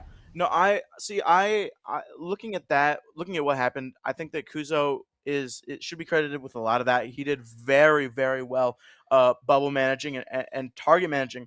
I think that what you were saying about the Bastion is that he can be very good against Zarya sometimes, but I think that he's also very good or very bad against Zarya because a lot of Bastions. I'm not saying this is happening right now. A lot of Bastions don't have the trigger discipline to not shoot a Zarya bubble. So when you see it come up, you shoot. The thing is if you have that protection and you can, if there's enough space where she can't peek around a corner, well, if you shoot both bubbles and she peeks around a corner, that's a bad day for you once you come out of your form, and of course, for the rest of the team. But if she has nowhere to go and you can just spray through both bubbles instantaneously, like if you're in a Curie rush, then it just explodes and it doesn't really matter at that point, because that's why it's like that's like the weird two-sided coin of Bastion, is that you have to be able to know when to burst through the bubbles. Because if you try doing it and she goes around a corner and just has safety and waits out your form, you pretty much just lose that fight. Yeah. So it's like that. It's that back and forth. You need to push and you know. pull. It's a little bit. It's a very. Ooh. Words Yeah, are leaving. words are tough sometimes. Words are tough. But yeah, it's a very interesting back and forth that Bastion and Zarya have because charging up Zarya and all that. But looking forward, if we're gonna go, let's assume that we go into a hybrid again, and we go to Kings Row. We'll probably go Kings What Row. do we're not assuredly going to Kings Row, but that's very popular and very likely. Yeah. What do we think needs to happen for Beaver Creek to come back here? We saw a very successful Beaver Creek last game against Fairmont with the Ramatra and the Lucio, the Lucio, Genji, Cass, Kiri. Yeah. The unfortunate part of that comp is that Ram just kind of does nothing really to Zara all that much, and the other issue is that there wasn't really anything for Genji to capitalize on in a lot of that map we just saw. So we will have to see. I don't... Because they probably are... Saint X is probably most likely going to run the Zara Reaper again, just because it is so solid on so many different maps. Yeah. But I am interested to see if Beaver Creek will try something a little bit different for this next one. Yeah. Granted, I don't think they'll pull out a Ryan, because unfortunately Ryan is just... You know what? I enjoy playing Ryan. We enjoy playing him. But he's not that good. Yeah. I mean, looking at the game that just happened, if Saint X were to go Ryan, pull out the Bastion, Reaper, doing all of this stuff against them, and actually that'd be if Beaver Creek pulled out the Ryan, because Saint X had the Reaper. Run. If anybody pulled out the Reaper, Ryan, it'd be bad for either side. Reaper, Bastion on either side doing who knows what to that shield, not being able to hold it up. Part of that as well, going to the Sigma, right? We were just talking about talking during the game about how the Sigma shield kind of just dies to the Zarya if he's any higher than like 75 or 50, 75 health energy. But so we like any shields are, I don't know. We'll have to see. But we just got a map information. It is Blizzard World, a map we haven't really seen in a while for here on the side of Miami streams, mostly because I'm pretty sure it just wasn't in rotation last semester, I believe, or last season. So we will see how teams play on that. It's a map that not honestly a lot of people pick in a lot of instances. We did see a good amount of Blizzard World during the OWCS boot camp, which I've been talking about a little bit. And a lot of those games have been decided by the SIG matchup. We were talking about how SIG is not great against Zarya, but in those situations, was Domina banned? That's a great question. If Domina is, because of course we don't have bans in this series or in this competition, so we'll see if players decide to do, because it's going to be poke most likely, just because that's how Blizzard World plays out a lot of the time. It's going to be poke. So we'll see if they decide to do the Domina matchup or the Sigma matchup, because it changes a lot of things. If Domina is open. It does. I also wouldn't be too surprised if they found like a Diva or a Winston. If you're able to control that high ground at first point for a lot, as a defending team, if you're able to control it for a long enough time, there's just so much you can do from that angle. Being able to shoot both the choke into the first area and being able to jump across or fall back when you need to. It's a very versatile spot, and then being able to take that on attack as well, you're just going to force people back and being able to take space. Like taking that high ground on attack on Blizzard World in the first point is the most probably crucial thing you can do, just because a lot of the time there is either a Freya, an Ashe, a Soj, some type of high damage poke just sitting up there, just laying into your back line. So usually a lot of times teams do either use poke themselves, try to aim up, or just go hard dive for that first point and then switch for second. That's what I see a lot. So we will be seeing here. We should be going in here relatively soon. Next like 15 seconds-ish, but pretty much expecting the same healing situation. Don't think we'll see any cat. Which is unfortunate. I kind of want to see more of the new characters. I think that they're fun, and I think that they're at least a little bit competitively viable. But it looks like we're going to see Domina. Domina from Saint X. And we see Beaver Creek running their pride and true. Something else that might have been a little bit different there was that because Beaver Creek was actually not running the general, which is what they ran a lot of the time in their matchup against Farmon. True. We'll have to see what goes on. The Domina is going to be on defense. I think that is the only way that the Domina works in this map.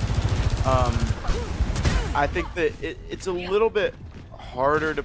I mean, I feel like it's a little bit harder to play Domina on this map, especially attacking, because of that high ground and not being able to take it as efficiently. Maybe you have a sim to TP the high ground, but it's not... I don't know. It's a little difficult. Yeah, we'll see how this goes. We do pretty much SaintX running the same comp, except they do have Oliver on the Baptiste, which is a character I don't really see all that often in pretty much any rank situations like that. And then of course we got the Domino, whose of course main job is just to poke out. It's gonna be really trying to find an angle to dive because no real target here is either the Bap in theory. And Kuzo's going to call the drop down. Genji, Beaver Creek's Genji is going to take up top there, but Kuzo's just going to kind of hold down at the bottom. If the rest of the team can't move in, that Genji's not going to be able to do a whole lot. He's going to try and dive into the back line possibly. That's going to be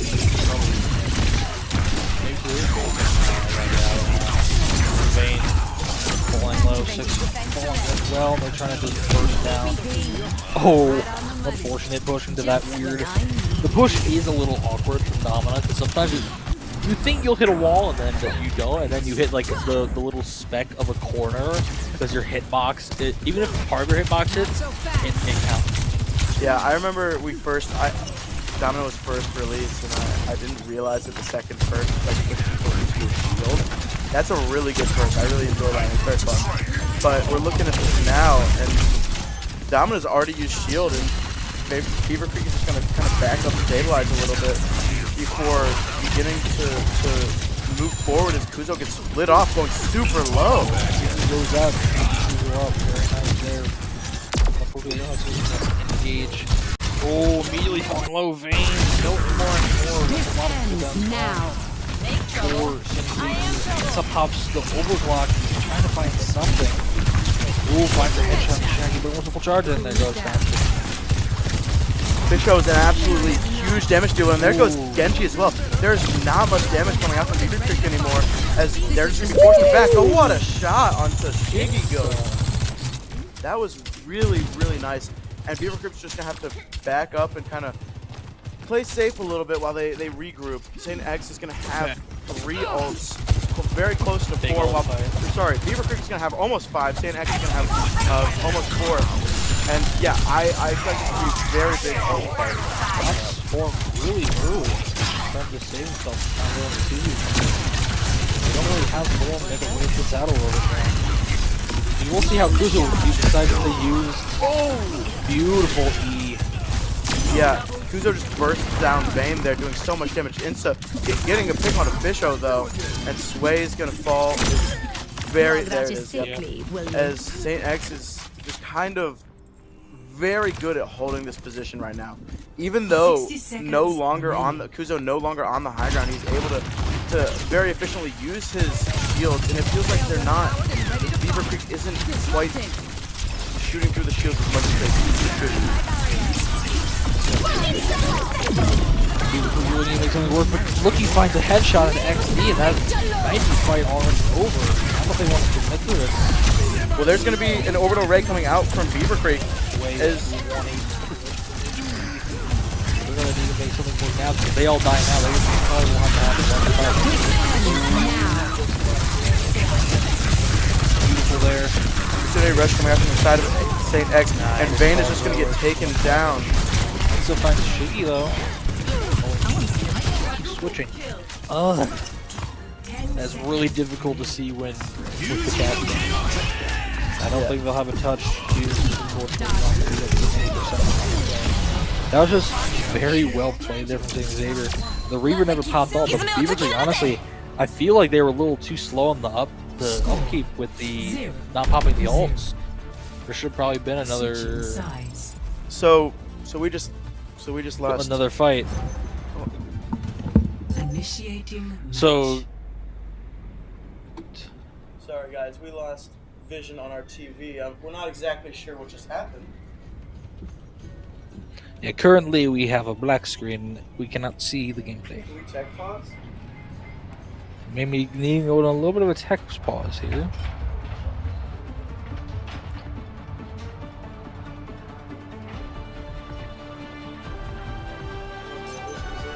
Ready for battle.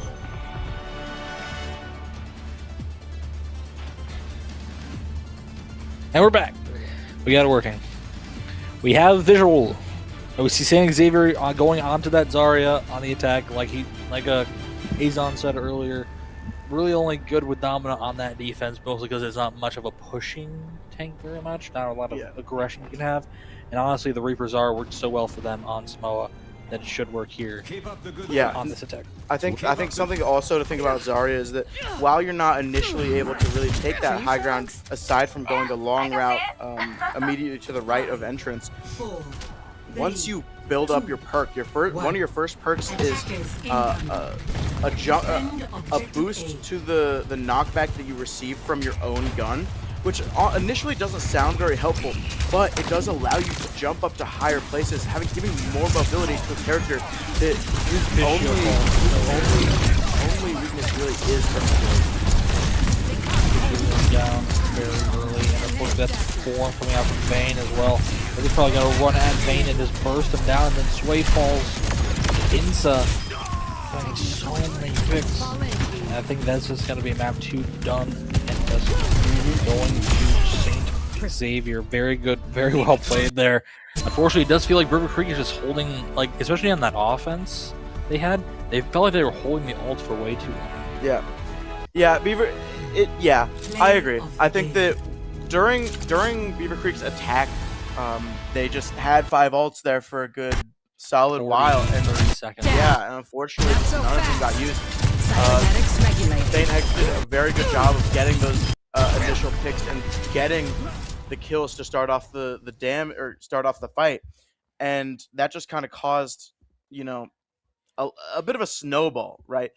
They just kept staggering and kept killing people immediately, like arguably before the fight even starts. And then, like, what are you gonna do? Beaver Creek just is forced to just back up. Like, when you're down your support, one of your supports, if you're down your Kiri, you're not gonna be able to do a whole lot. If you're down your Ramatra, you can't do anything. If your Ramatra dies first, you're sorry out of luck. Yeah, and especially a lot of the times it did feel like there was some staggers coming out, because it does. Anytime one of the other DPS got back, the other DPS got picked immediately right back after. Like, it definitely felt like they were trying to challenge angles that Insa was looking at way too much, because Insa was getting that first pick every single time with that railgun, which is probably the biggest kill potential on Saint Xavier. Yeah. So we will going 2-0 right now in Esports Ohio. I believe semifinals right now. Yeah, right. We'll get back to that. I think it is. Yeah, it is semis, because this is semifinals. There we go. It's saying on the stream. So we will see what map they decide to do. I do believe it is going to be, what was it? It should be a Flashpoint. Flashpoint. So selections: Atlas, Sura, Junk City. Yes. I think that's still the only 3, I believe. Yes, and I do think that, me personally, I kind of want to see Junk City. I enjoy Junk City. I think that, I don't know, it's enjoyable for me to watch, which doesn't really play a whole lot into the competitive aspect of it. But I mean, it was one of the very first that were released along with Suravasa, but I don't know, the ambience is just more fun on New Junk. And I think what do we think? Ooh, wait a minute. It's a push map. Queen Street. First push map. Queen Street, which is a very, very interesting map. Probably will still be seeing the Czar from Saint Xavier. Yeah. Gonna be completely honest, because I don't think they have any reason to switch it up. Really, it's working. Yep. They look good on it. Keep rolling with it. Which brings the question, what does Beaver Creek need to do? Honestly, I think they may want to try and just do a much more fast-paced brawl. Like, Juno Lucio may not be the worst call. Like, just going full speed, run it down. like try and burst down the back line before the Zarya can get a high charge. It is going to come down to a lot of it is Fischio needs to probably start winning the 1v1s against Insa. Yeah. There's a lot of time it is Insa finding Fischio first in a lot of these engages. So we will see what they decide to do. Obviously, push.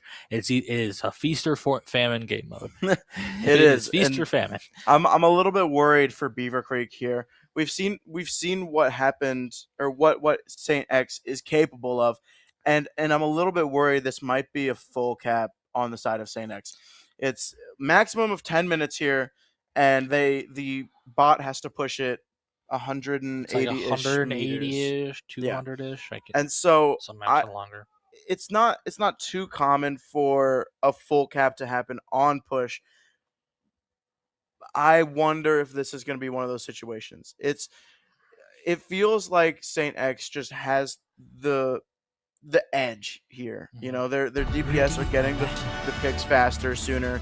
But yeah, I think this could be kind of what you're talking about. Beaver Creek going both speed on the Lucio as well as Junker Queen, who's got the shout. Vayne on the Reaper isn't that bad of a pick. A lot more damage pressure onto Kuzo could work very well here. Yeah, I didn't even realize Vayne on the Reaper.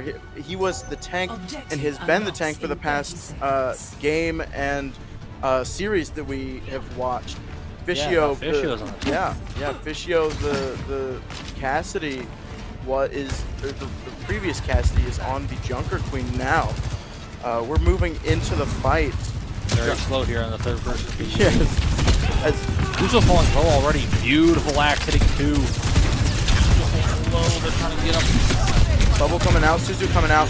Both bubbles are gone from Kuzo as he goes down. He is killed. Fischio going down as well, but their supports are still up, and picking 6 is gonna lose a bit of health, backing up slowly as Beaver Creek is gonna begin the push.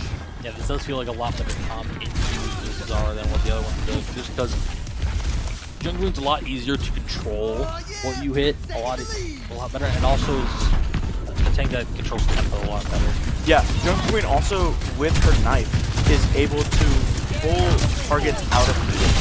So there we go. Like once again, pick gas. It just doesn't actually gas. Unfortunately, see that shout. They do have lead a little bit, and they're only pretty much 2 fights away. Oh, they're running into the big regroup here from Beaver Creek. Insa 91% to rail already. Yeah, look at everyone else. That is just insane. Insa is playing like a monster. Oh yeah, you know, and the highest on Beaver Creek is XT on the Cassidy, and you know we'll have to see the big difference between trying to that whole bubble for them. Trying DP coming out from 6, trying to find the pick. Insa finds Sway. Insa finds Fischio as well. Insa cuts another. Kuzo finding Vayne, and that's gonna be another team kill there from St. Xavier again. Insa just utilizing that quick ult immediately, realizing I built this in like a minute. No one else has anything to counter this. Yeah, I really enjoyed seeing what Beaver Creek had in store at the very beginning of this map, and it feels like Saint X is just Vayne is going to be able to get in there, but he gets stunned by the Cassidy Black thing, and it's just beamed down. I know, he got stunned by the Cassidy Black thing. No, Vayne is the. Oh, you're right. Yeah, because it's sorry. Yes. That's what was confusing me last game.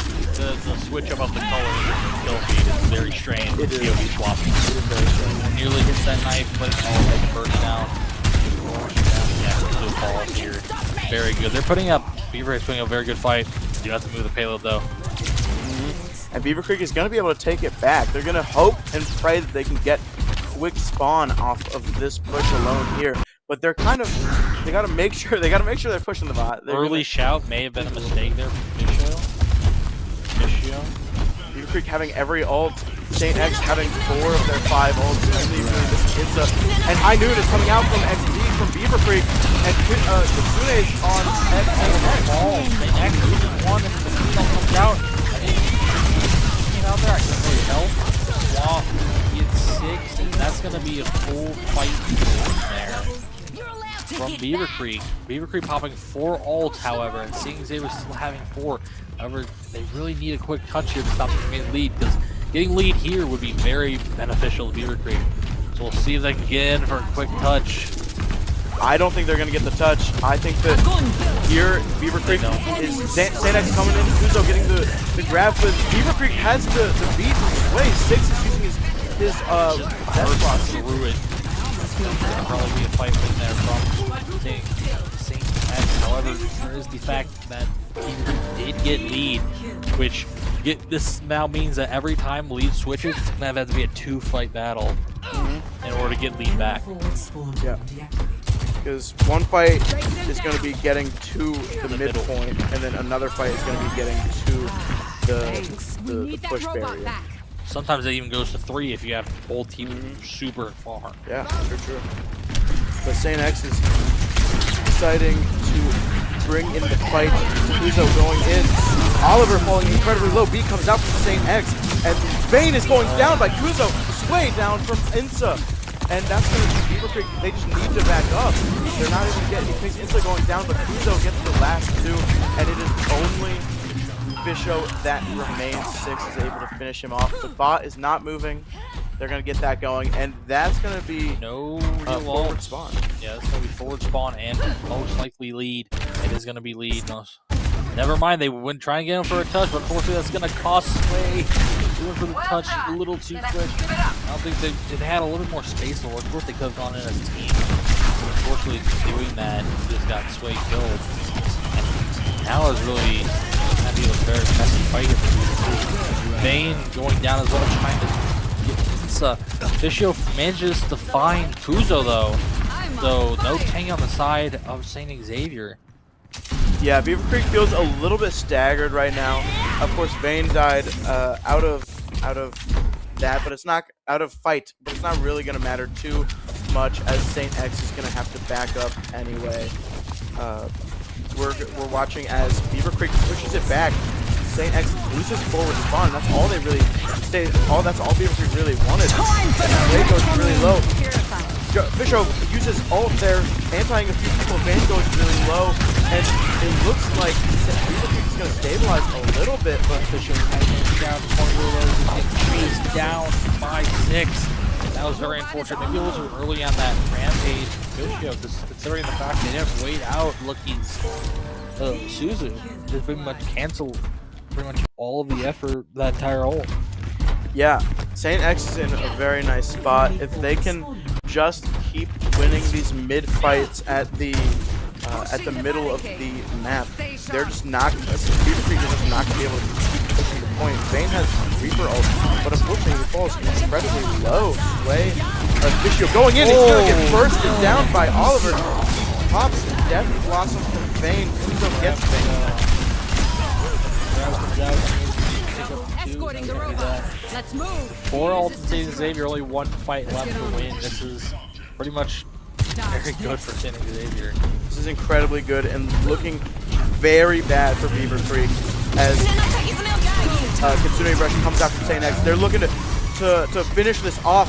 Overclock comes in from Insa. Kuzo kills Fisho. Sway is going incredibly low. He needs to top beat, but he just doesn't top beat. That is so unfortunate, as St. Xavier gets the 5K, and that is going to be the round and the series for St. X. 3-0. Another 3-0. Yes, another 3-0. That was kind of unfortunate for Beaver Creek. St. X just having all of their ults. That final fight, Kuzo grabbing, getting the kills. Or sorry, Kuzo didn't even have ult that final one, but background.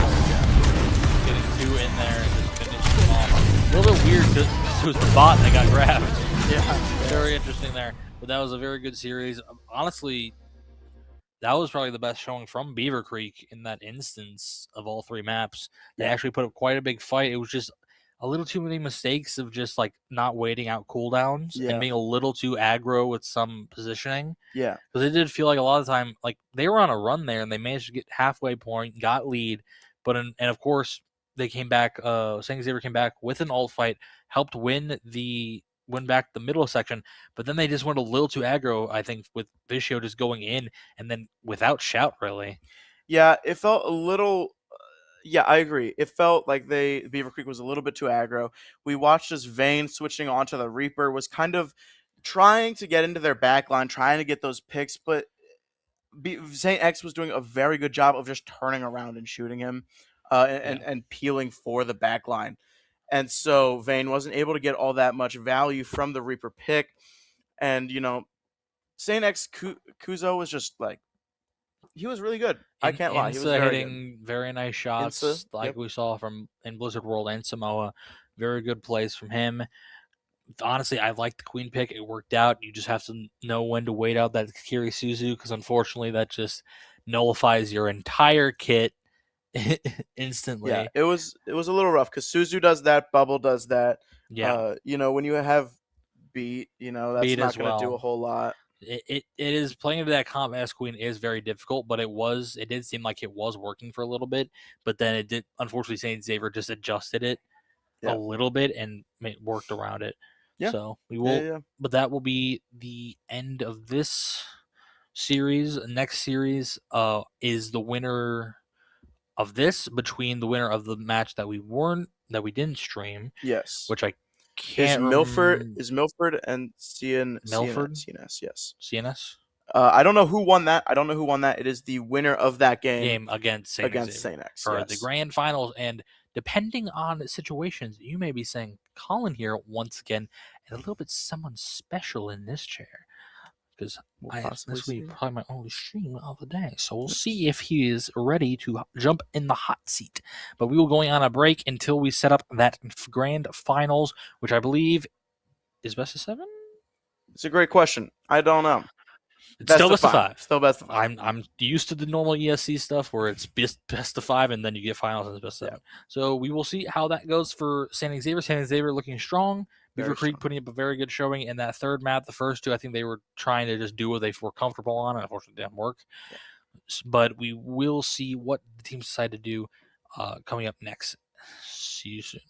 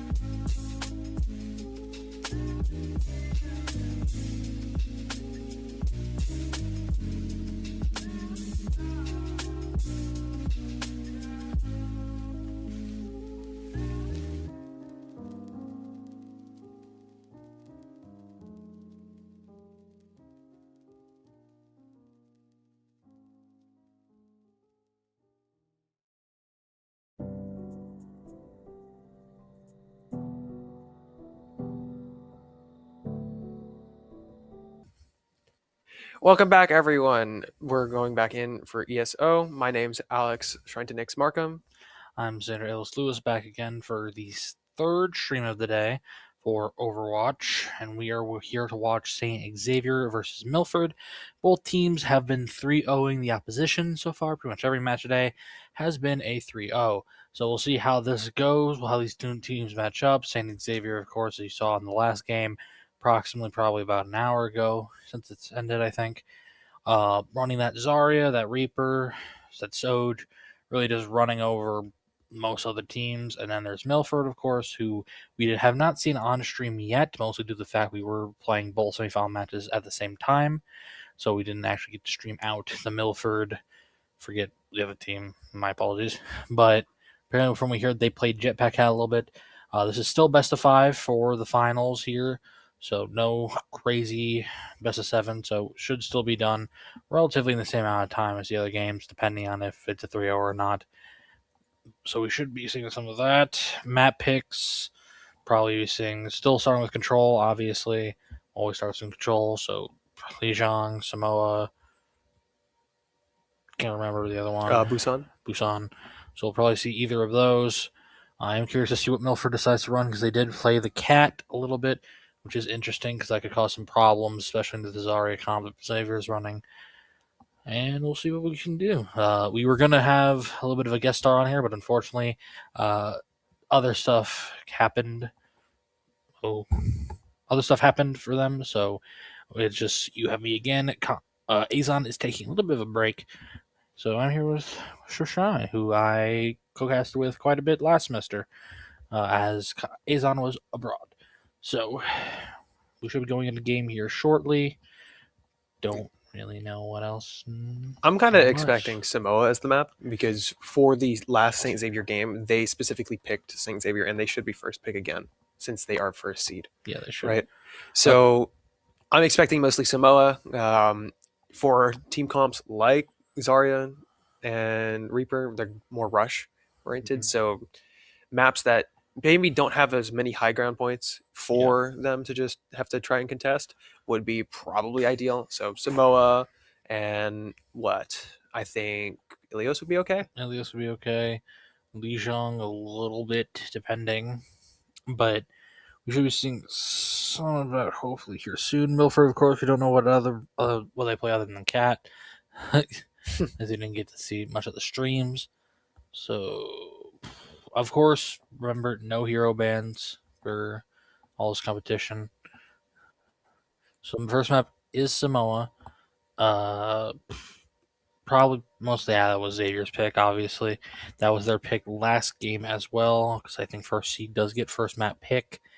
So we should be able to see probably the same comp they run there. The Zarya, Lucio, Kiri, Soj, Reaper. Most likely, it's going to be interesting to see what Milford decides to do, because I don't think Cat is that good on control, realistically. At least going to be a lot harder to make work.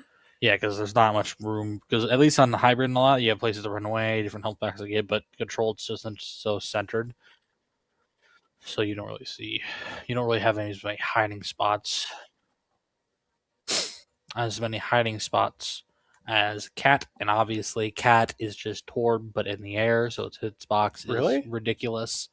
Because it counts the hitbox also as the jetpack itself. Okay. And also his movement is kind of predictable.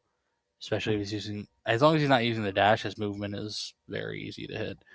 So if they do run Cat, they will have to watch out for the Soj of St. Xavier, who has been hitting crazy shots all day long.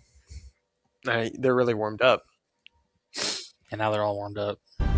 Third big series here, and we see Milford running some new heroes. We got an Onrong, which, as we mentioned for the last match, is a character that isn't that great just because usually right now you just want to run the Genji or Tracer to fulfill the same job.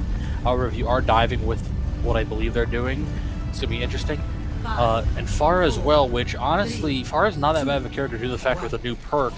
Every time you pop an ability, you shoot 2 micro missiles that do 80 damage. So if you time it correctly, you can actually do 280 damage in one frame. Yeah, it is interesting to see the Pharah come out here too, right? Especially much more, I wouldn't say traditional, but much more normal kind of dive comp. It's quite interesting adaptation, especially to the kinds of rush comps that Xavier is doing. Yeah, we heard the calls from the back room there from St. Xavier to target that Pharah. Insuf falls down though to the Pharah, but they do get the trade, so it is still kind of even. Bub's actually doing a pretty good job on the Onrong, just putting pressure, lighting them on fire, building ult. Of course, now we see the Cat already at 40% because he's just sitting in the back, healing up his Doom, healing up his team. No real big fights there. Nothing, I will say, Loki, 70% to ult already. Bub's going to go down, but it's not that much of a high-profile pick on the side of Milford.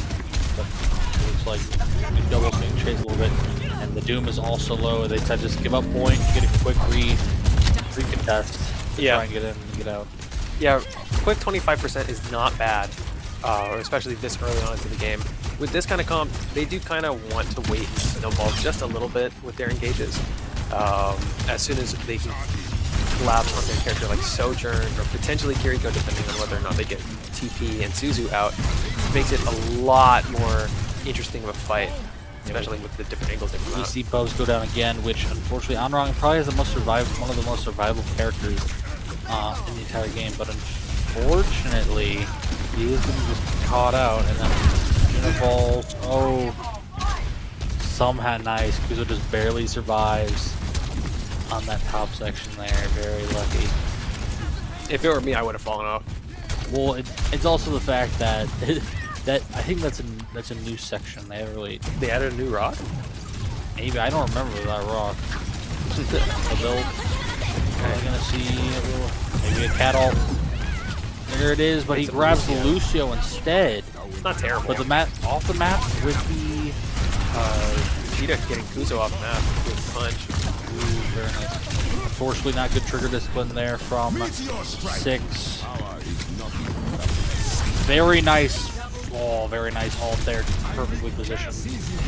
Yeah, but St. Xavier's getting so much stall at this point. He's getting, what, an extra 15% just based off of Reaper's one. Oh, yep, because they got the stagger on the Reaper, which is going to be very big here.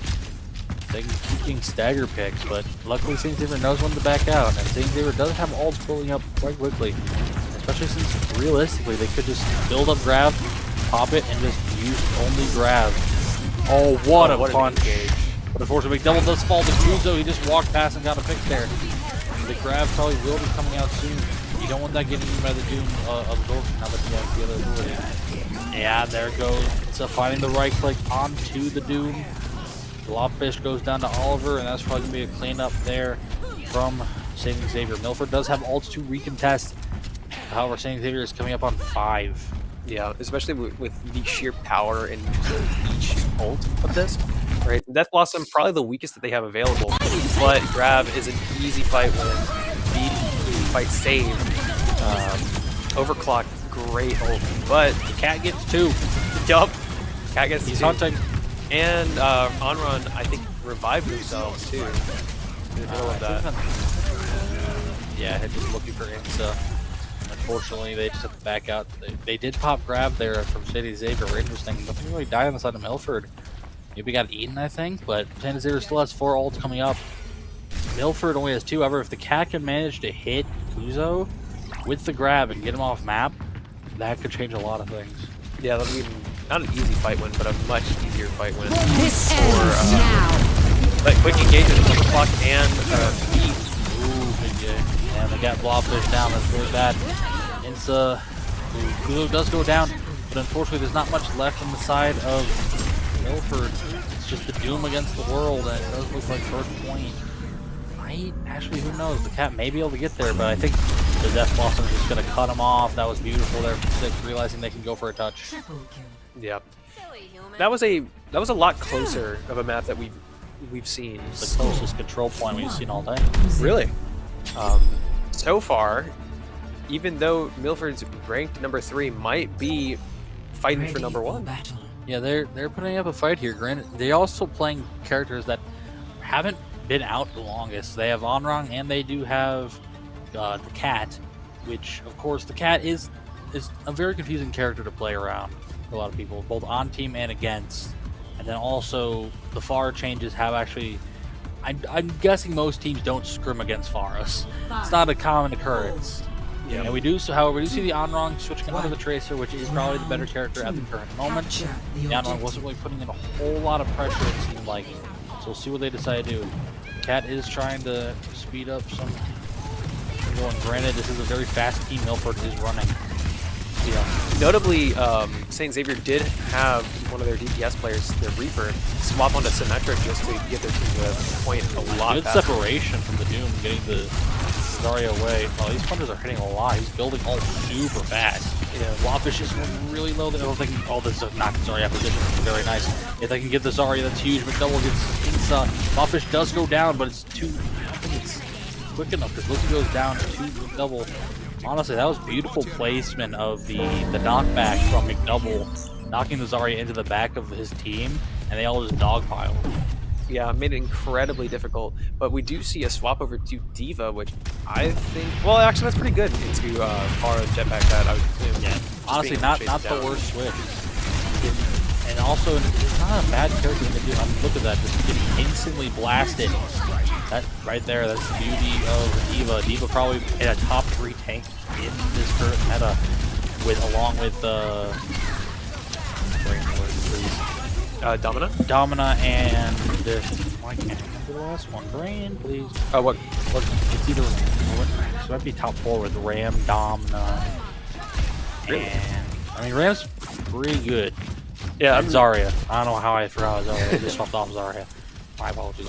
But you do see here they do have that cap point sitting. They would try and hold it down. Of course, they do have to be careful because this Insa is their big target here on the side of Milford.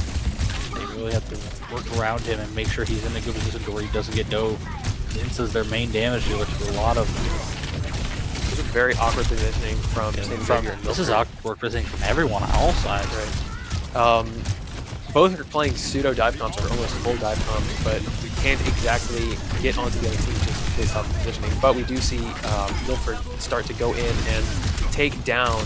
Okay, the Doom is just running the lobby. Yeah, that's a character you don't see very often. I doubt Saint Xavier has Yeah, that's a 4K from him. He just pretty much saved his entire team because if you saw the Tracer, Juno, and the Cat on Milford's side all went down. But the whole time they were trying to shoot McDouble, he just killed 4 of them. Yeah. We do have 5 ults coming up for Saint Xavier. Oh my goodness, doing work. I can feel the passion from the players in the other room. Yeah, that's it. Yeah, Saint Xavier, we can hear the call outs. Keep going for Doom. Yeah, there's that new perk coming out from McDouble. Using an ability launches those 2 rockets that allow us to do nearly 80 damage if the direct hit. And Insa gets that hit on the McDouble, though. It may look like this is a little bit of a comeback fight. So Saint Xavier, lost of ults being used. Pulsar does go out, gets nothing. Kuzo does find the Cat. And we see Saint Xavier just capping the point right now. We had to make sure we saw Cat's dead body. The Doom trying to get out. Well, he does find Bubs on the pack side point. Looking at this though, Saint Xavier having 3 ults, Milford having 1 with the Cat, and unfortunately, I'm gonna be honest, D.Va's a hard character to drag off the map. Yeah. Honestly, I think the best character to try and grab is probably Joker, even though I don't think it'd be that valuable. But we do see. Oh, look how low both supports are going. They're just running at them. Insta finds the Cat, but the Cat gets 2 both supports, but it's no supports for either team. Kuzo finds another, but then Insta falls. It's going to be a Reaper against the Mei. However, Kuzo does have Rematch. Yeah. We do have Rematch. The bomb isn't as important, but Rematch is way better. No, that's a unfortunate TP from Luffy. TPing to where Kuzo was. There's the Cat grab. Trying to take him off the point to get the read.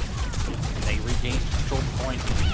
Their big plan probably is to get this stagger Kuzo. Yeah. Oh, the Cat falls. That was not the best. He didn't hear me. Was the team coming back. Are falling low. Kuzo is running house over. I didn't realize this, but Oliver switched off Lucio to go Cat as well. Really? We have a Cat v Cat. You think they're gonna have a sky battle? Yeah, without a doubt. That's the thing about a lot of these Cat matchups is it does come down to which Cat is the better Cat. They just 1v1 each other. Yeah, just 1v1 each other. 6 is on the point. Oh, that poor Cat got D.Va bombed on his noggin. Oh, yeah, just Blossom on top of it, not winning any pressure. What in the world? Oh, it's a Doom. I was like, where was he? But it does seem that Burst map is going to Saint Xavier. However, that was the best fight we've seen on control for both teams. Both times it went to 90 or 80 for both teams. That was very good from Milford. Yeah. However, it definitely does feel like that switch from Kuzo on to D.Va was the thing that made the difference. Due to the fact he was able to deal with the farm more, deal with the Cat, and also put a lot of pressure on the Doom because honestly, you can kind of melt him. Insta with wild shot, not caring about charging the Doom whatsoever. That's looking like ranked right there. He just, who cares that he gets powered punch? Just kill him before he can punch. It's fine. Yeah, just kill him faster. Yeah. What's he gonna do? Tank it? What's he gonna do? Just deal 200 damage with a single punch at full charge and to make my backline? No problem. I'll work with it. That's fine. Yeah, that doesn't kill anyone. Very good from both teams there. Did love the fact that Saint Xavier realized something wasn't working and switched it up. They did go the Cat, which honestly does allow for a little bit more aggressive healing because the Cat does work on that burst. That E, the purr, does do that group of that big burst healing and then also does damage as well. It's also probably just one of the best characters to do like touching and staggering onto the point. Probably on the same tier as Lucio, just because you can just go so fast with that fly. Yeah. Other characters to think of, at least in the support role, right? Yeah. With just Lucio, sometimes Kiri, depending on if there's Kiri, someone else. depending if you have ability, if you can TP, if there's someone on the point, that's obviously the better one. There's not really any other high speed. Of course, there's like the situations where if you're Zen and you have Transcendence, but yeah, and we saw the on-run being pulled out, and of course that's the issue with on-run right now is you just don't have the damage potential to really burst through a lot of these team fights. Like, unfortunately, it's not the fact. It's you can light up if you can get the fire on the character and get in range with your right click, it works perfectly fine. But her left click just doesn't do enough damage compared to Tracer or Genji, and that's why we saw the switch off the on-run onto the Tracer and allows them to do a lot more work. That's how they won that second point. But this is going to be interesting. Of course, it's still best of 5, so St. Xavier will need 2 more maps. However, with how close that control was, it is going to be interesting to see how this next point works out. Yeah. A lot of the time when I've seen on-run being played, I've seen on-run being played more in a similar Reaper position where focused mostly on bullying the other tank. Yeah, because the thing with on-run, I don't know if this is true or not, but I believe her right-click, her fan of the flames, is actually percentile base. It might be. Because if it is, then it's of course people. I don't know if other people who didn't play Overwatch also know Survival Rivals. This character in that game that's a tank buster. It's Wolverine. His whole gimmick is that he is percentile based. He does percentage damage instead of actual numerical damage, which against a character that has 700 HP, it's really bad. Plus, the other fact with Onrong is that it is better in those close range scenarios, especially if the enemy team is playing Brawl, because her Fan the Flames does pierce. Yeah. It goes straight through all characters, so if you keep doing that, you can build ult so quick. She's probably tied with Tracer for the DPS in situations that can build ult the quickest. Yeah.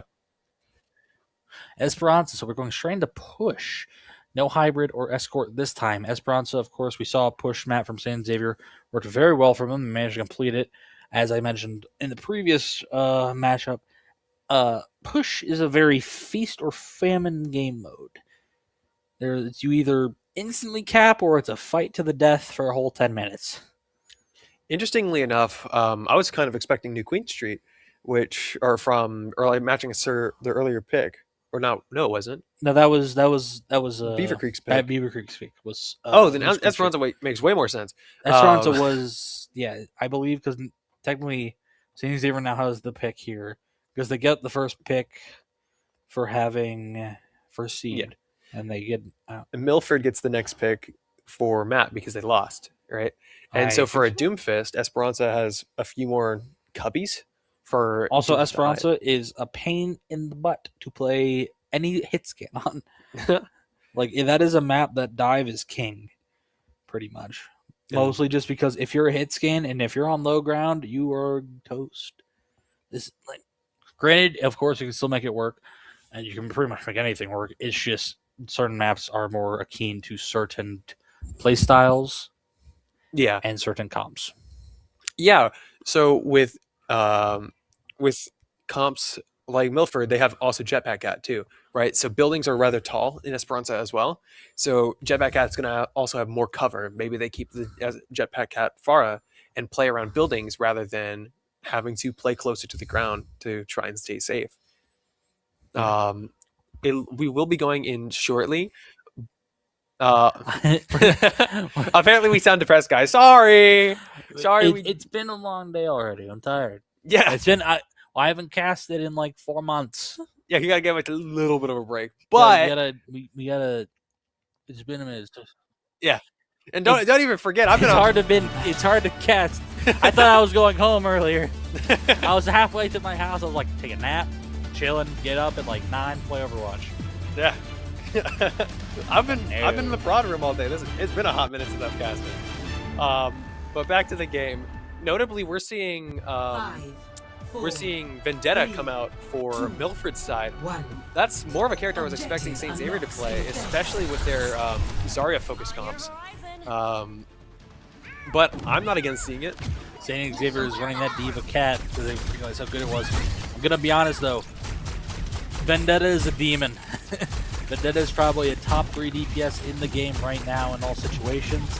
That is usually the one usually when you run the Zarya comp, it is Vendetta or Reaper. However, I'm going to be honest, St. Xavier is playing a very good comp into Vendetta considering they do have Cassie, who's one of her biggest counters. That and Soja also do a lot of damage and still getting McDouble very quickly. Yeah. Oh, the cat falling low too. On side of Melford. Oh, but Vendetta going in. Beautiful Suzu. Unfortunately, I think that's going to be lights out and Bubs. Yeah. Notably, McDouble immediately swapped off Farah with double hit scan. Yeah, especially with Cast Sojourn. Made things incredibly difficult. But we do also see Soldier come out from Milford. Soldier, Zarya, interesting. Yep. Here comes tank and rank. Counter swap. Counter swap. Here we go. Welcome to Counter Swap City. Yeah. I will say the Reaver switch is a lot better just because, I'm going to be honest, Para in the double hit scan, especially cast and Soj, is very miserable. Yep. Oh, interesting. Six dropping down there. Insta does... Wait, yeah, Insta does design McDouble. Then the Zarya falls here. This is looking very nice for St. Xavier. They already got halfway, and I think they're winning this fight, technically. I'm going to be out. Kuso's, like, tracking here. It's very nice. Yeah. And someone I talked to after their win against Beaver Creek, and they do primarily display Zarya, but their tracking here is really good. Yeah. I wonder if we'll see any switch in response if Kuso dies, right? Zarya's usually such a difficult character. The double goes back to the Para, and the cat goes to... Seems like Milford's a little confused of what they want to do here. I mean, St. Xavier now has pretty much 5 ults, and Milford has none. Because they've just been switching so much. I think Milford's trying to play comfort right now, right? Whatever they feel is like best, but also they're most comfortable on, right? Because both Jetpack Cat and Lightweaver are not the most... Oh, here comes the tactical nuke! Getting Juno, but unfortunately the rest of the team falls in the process. I can't believe they did decide to do that in this setting, though. That as a rank strat, or if you don't know, the cat on the side of Xavier Oliver, his tug, which you can pick up people up with, you can attach that yourself to D.Va's mech and pick up the bomb and drop it. It is hilarious, and my second favorite one is if you have an Ash, you can pick up the Bob and use him like an AC-130. You just fly the Bob around, and he shoots people from above. It's hilarious. What a fat grab. Big grab, but unfortunately a lot of his team is not really there. He has no more bubbles, so he just kind of gets melted down. That might have been a mistake there from Milford to pop that grab. They didn't really have anything. Yeah. It's incredibly difficult for Milford right now, especially because like Kiri makes any attempt at an engage, especially any group engage, almost mute, while all Milford can really do is, I guess, throw a orbital ray at best. Orbital ray at best. Tree, of course, is a very good ultimate. However, it is unfortunately can just get be burst down a lot of time. And of course, while Milford is playing the counter swap game and is countering the D.Va hard with Zarya, it just doesn't seem to matter all that much. Oliver does have ult, and if he can locate the Zar and just pull him off the map, this may be a quick one fight here. If we can go for it. Honestly, 6 does fall. Honestly, I've been thinking Zarya hasn't really been countering our D.Va. Our D.Va just isn't, or not our, St. Xavier's D.Va just isn't playing on the same level, right? It's hard to engage on a D.Va when they're above you. I'm going to be honest, also, the Milford Zar doesn't have that high of charge in a lot of situations. They do have 4 ults built up, though. However, St. Xavier is also close to 4 themselves. So you'll probably see a big ult fight here. 5 minutes now off the clock in this push game mode. Remember, it goes to 10 or a full cap. What a long game mode. Fun, but long. You say that, and yet the average for hybrid is 15 minutes. Well, that's hybrid. Hybrid's cool. Like, have you seen King's Row? That's a pretty good map. I enjoy King's Row. I know our varsity team doesn't. That's a shock. Well, it's because it's scrims row. Oh, is there a scrim team in? Every team that scrims, they always defend the row. Oh wow. All right. Notably, we see a couple ults come out, but they hate the grab. Heats grab, and Bubs doesn't get much nice. value off of not Matrix. I will say, I'm gonna be honest. The Zarya for Milford, Cheetah. I'm just gonna say Cheetah. Build grab very quick. The double does fall. It's now an even fight. Insa is down for St. Xavier, and the cat falls for St. Xavier as well. Milford doing very well right here. Uzo just trying to find some picks. Love that. Lightweaver. We've got the Cat Express bringing Sojourn back from spawn. Now we should be fighting a full 5v5, but notably, there it the rank is. strat. There it goes. No one. I think that did actually tag Juno. Yeah, it did lower them, and unfortunately put them in a bad position. Milford does lose 2. There's a third. Oh, burning Zarya. Oof. That's a fight 1. Milford did make a lot of room there, though. The only issue is at this moment, as we saw in the Queen City map last series, is that since now they're both pretty much at the middle, it's going to take 2 fight wins to even get back to the point you need to push. And Milford's... Beautiful right click on the McDouble. That's exactly what St. Xavier needed. Get rid of the Farah like that. Unfortunately, Bob's also falling really low. Oh, there it goes. There's the cat scratch. Yeah. A lot of these fights come down to St. Xavier just kind of stalling for as long as they can whenever they lose some players, but they never cheeky spray. But they never really fall back. There's always someone threatening someone else, right? Yep. Especially with our Sojourn cast. Oh, unfortunate there from the life we were getting caught out. This you're probably gonna look. Oh, yep, here we go. Lots of damage. But the Far does find 6 on the flank, and another Cheetah gets Insta. It's not looking that great. Mercury does get out of the way. They're trying to burst down this Diva, and it does work. Bubs does manage to find Lookie, though. I think it would be best for Xavier to back out now. Unfortunately, losing 2 that early in that fight, dude. Beautiful play there, actually, from McDouble to get one pick and then allow for a second one. Yeah. Notably, Oliver was able to keep himself alive, so we can have a full team fight of 5. Whoa! Oh, Flying Noon! That is great. That's the highest noon right there. The highest of noon. They got clipped. Someone quickly kidnapped the bot. That is a clip and a half. And they have the mech to do the thing again. All they have to do is just hold the mech bomb over the door. Clip that. Like, that was beautiful. Like, the high noon. Like, yeah, oh my god, it's happening.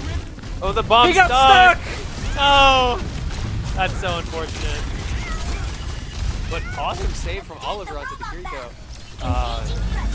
Notably, we do only have 1 ult on St. Xavier, while Milford has quite a few, and I know they just used Tree. Yeah, Milford also did they used Tree as well, which they did it in response to the Diva Bomb, where they were expecting the drop down. But look, oh, beautiful E from Sick.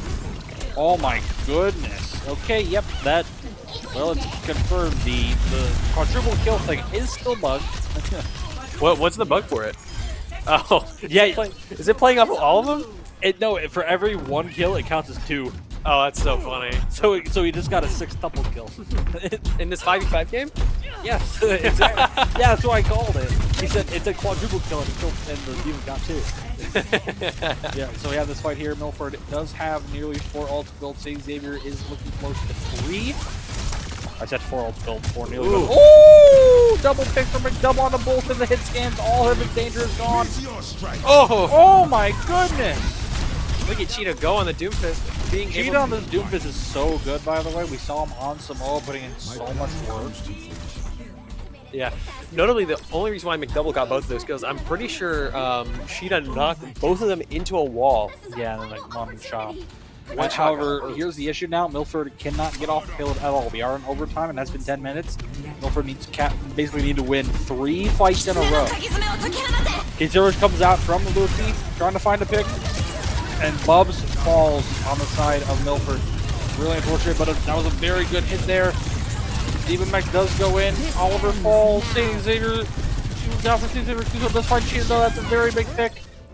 Oh my lord. Oh my goodness, what is happening? Kuzo finds another. Kuzo is still alive. He had the mech. Oh my lord. Devo gets the Life Weaver. I think, oh, that's unfortunate. That is map 2 going to St. Xavier. Once again, a very hard-fought map from both teams. A lot of that came down to just slight changes in decision-making for ults, it felt. And especially, like, sometimes you just find an early pick and sometimes you don't. Hey. What a great Doomfist player. This might be like one of a grand total like 3 Doomfist players I've seen so far. I remember back when I first casted, it was OWCS. back in OWCS when I first casted about a year and a half ago now, I got to witness the Doomfist that is Dante, who, if you all remember, was believe he was part of Houston Outlaws back in Overwatch League, and he was probably one of their best DPS players. He was playing Doom, and he was facing our team. Let's just say that game did not go the greatest. Granted, it was a good game though. I think we did take a map, but that was also OWCS. You could face against teams that were pro at some point. So very nice game from then. We maybe see Flashpoint next. It does seem like, because this is going to be Milford's pick for map, and they're probably going to want to play something that relies on their dive, because it does seem like they do enjoy that dive quite a bit, because it does seem like Cheetah's best player plus character is the Doom. And of course, probably we'll be seeing the cat still coming out. It is funny though, because we saw the cat a lot from Milford in the start, and then that game, St. Xavier was like, "You want to play the cat? We'll play the cat," and then just start doing all the combos, dragging the Diva Bomb, driving the High Noon from above. Like, they did all the different combos. So we'll see what map decides to get played here in a few moments. I'd like to see us go to hybrid and see Numbani pulled out. Hey, I like Numbani. I'd rather King's than Numbani. I mean, it's pretty dive focused, especially on first point. Like my first semester casting, it was one of like the two maps. But I'm pretty sure the other hybrid was Paraiso. So nobody wanted to play it.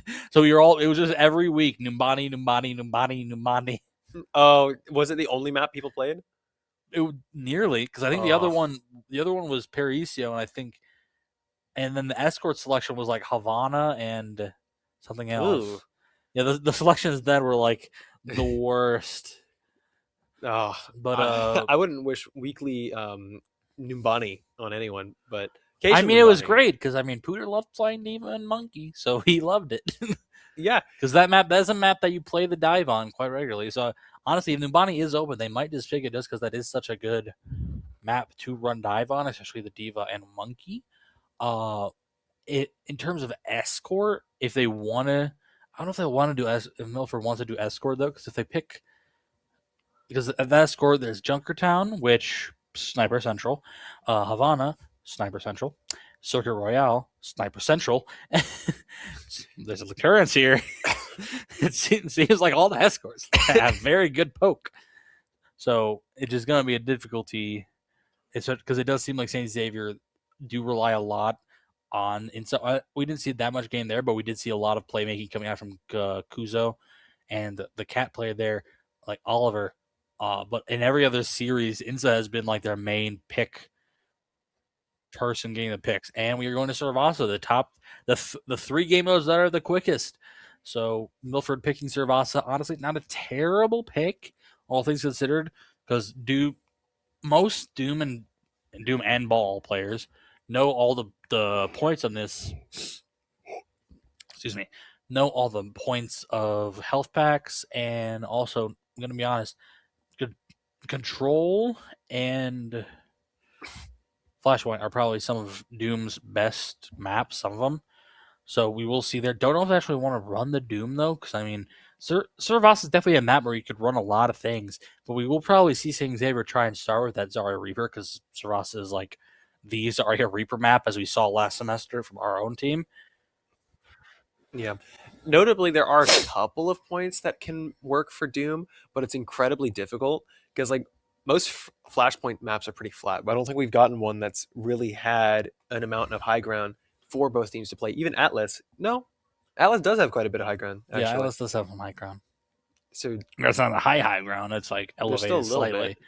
But Atlas is also a map a lot of people put not great likeness on, just because I think it came out during a weird time where the comp was just not great. And Milford here, we do see the Doom coming out, and we do see St. Xavier running the Diva again. I think they just want to stick with the Diva. Honestly, not a bad pick considering Milford starting off with Bash. Yeah, I kind of want to see. I kind of want to see, instead of Mercy, I want to see Jetpack Cat and just have Bastion be towed around the sky. The reason they're going the Mercy most likely is to just power boost the Bastion or the Farm. Maybe Farm Mercy, maybe Mercy Initial Bastion. flashpoint. Yeah, make it a classic combo of pharmacy. Notably, instead of getting either what's it called? Instead of getting either Reaper or Vendetta, we're seeing Tracer and Cassidy, which Tracer almost immediately gets blown up, but luckily survives. The Bastion does go into form. Good idea. I'm saying they were just waiting it out. Very nice punch, forcing 6 out of the main fight. Cheetah really just looked. Oh, very nice punch. That was weird. Yeah. Even a little bit of desync there. Beautiful stun onto Cheetah. Now they're just going to collapse on the rest of the team. Yeah. Very interesting. Right. Whoa. Mercy gets out. Ooh, nice super jump. Very nice super jump there. I know a lot of people on the club are loving the fact there's a Mercy right now. Really? Yeah. Mercy is just a fan favorite character for some of the support players in the club. Yeah, as a support player, I'm not a fan of Mercy. No, it should also be said that she is getting, I think, a buff next match, season 2, and then her and Life Weaver, I think. Yeah. I guess I'm kind of. There's no way this works. Nope. Wow. It worked! It actually got the res off. Okay. Oh my goodness. I mean, if Cheetah dies here, it's all for naught, but I think he doesn't. We do see Venture coming out from Milford. Ooh, science. But Venture is honestly probably one of the best DPSs on this map, in my opinion. Yeah, just because you could just hide away and do so much damage. But as I was saying, Mercy and Life here are getting a slight buff. I think it's season 2 from what we're hearing. For the burst steal for Mercy, I think that's just becoming an ability. Really? Maybe. I think that's what it's got. I might have been reading it wrong. But then Life Weaver they're making his full do suit. His full? Oh, it is which is what it was supposed to do originally, I think. But now Kuzu and 6 find McDouble and Bubs respectively, and I think it's gonna be a little bit of switch. Pretty nice capture from Xavier on the point, bringing them ever so close to 100%, and they even keep the point much longer. Oh yep, and there goes both supports for Milford. Yeah, I will say here, Cheetah is spotting lots of picks, but it's just really not enough. There's just not enough follow-up, or not enough collapse, right?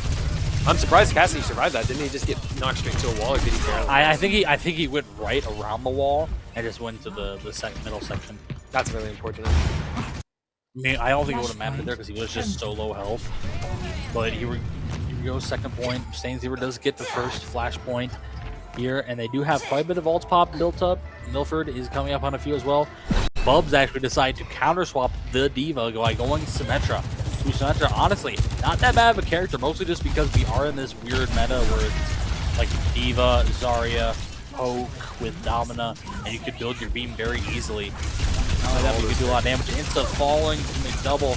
I mean, look how quick that is. That beam instantly built up. Granted, not really any support on Bubs there, so it causes them to pretty much just get exploded. But they do get res there. And now we have Doom here with the ult. This is a weird fight here they're taking.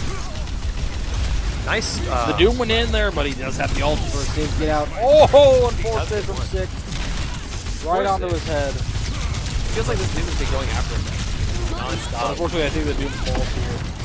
Oh, no. Were they not able to pop the... Big double went in there with the ult and just got like 3. Yeah. They saw them all in that small room, hit the Q button on Venture, and just kept hitting them inside that area. Thank you. This is looking very good for Milford. Granted, saving Xavier is coming up on 4 now. Milford only has about 1. Granted, that Mercy is building quite steadily. Yeah. I'm pretty sure Mercy got that extra passive where she heals even more off of healing players, right? On top of her base. Meaning, a lot of the time, on top of her mobility, she's kind of actually really hard to kill. Juno gets 2 with the stone, with the torpedoes. But Cheetah falls, and that's gonna, yeah, they're just very smart from Saint Xavier, not wanting to give them any more ult charge. Xavier having 5 ults here. Milford just kind of winning that, and honestly, Cheetah building ult so quick. He used his ult last fight, right? Like in two the small fights building. ago. Yeah. Notably, we are seeing a bit of poke going down into the double. What a great name. Going down onto the Venture, while Dukas goes in anyway and gets so much disruptive value. Almost knocks off Kiriko. He does go out, make double falls. Milford, yep, beautiful there. However, Xavier did pop 3 ults there.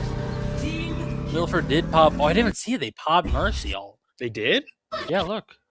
Wow. Oh no, and then a misclick from Milford. What happened? They popped Ray. Oh no! Milford misclicked and popped Ray. Trust me, they were planning to top carry. And then they're just playing the same eggs and they work with this fight then. Yeah. This fight's kind of chaos with Simwall going down, TNA Rush going down for Xavier. Sheta and Double Butt too, and of course Kuzo is out of mech. Yep. Quick fight win for Milford, being able to take point before. Even after they had that little bit of a mess up there. Would that even be considered a Rage Axe, or like what would that be? It's not an Ajax. It's just I call it a fat finger. Because the Q button is next to the W button and the tab button. So sometimes I've done it where I hit tab and it's like, well, did you want to press Transcendence? How about grab? We'll probably see another fight here. Oh wow. Great peel from Kuzo onto Insa? Bubs does have those centers set up, so unfortunately Kuzo just kind of getting melted. Notably doesn't use bomb to get their egg back. Yeah. I think they may have thought it was already a lost fight there. Yeah. Unfortunately, they're gonna have a quick touch. Milford doing very well here defending. Oh wait, Kuzo hadn't died yet. Big stagger onto Kuzo. Looks like they're taking the They don't touch there. With, what is that? Oliver? Milford does win 3rd point. It's now 2-1. Milford 1 point away from winning the map. Yeah. So far, I think this is the closest. What is this? Flashpoint? Closest Flashpoint game we've seen so far today. With most ending up being a quick 3-1, 3-0. Still could be a 3-1. Marshall does come out. Yeah, they want to get that Venture as soon as possible. No abilities, no cooldown. Oh, and then Juno went to a bad position as well. They do get the res off though. Oh, then Juno's one and then trying to. Oh, wow. So much damage.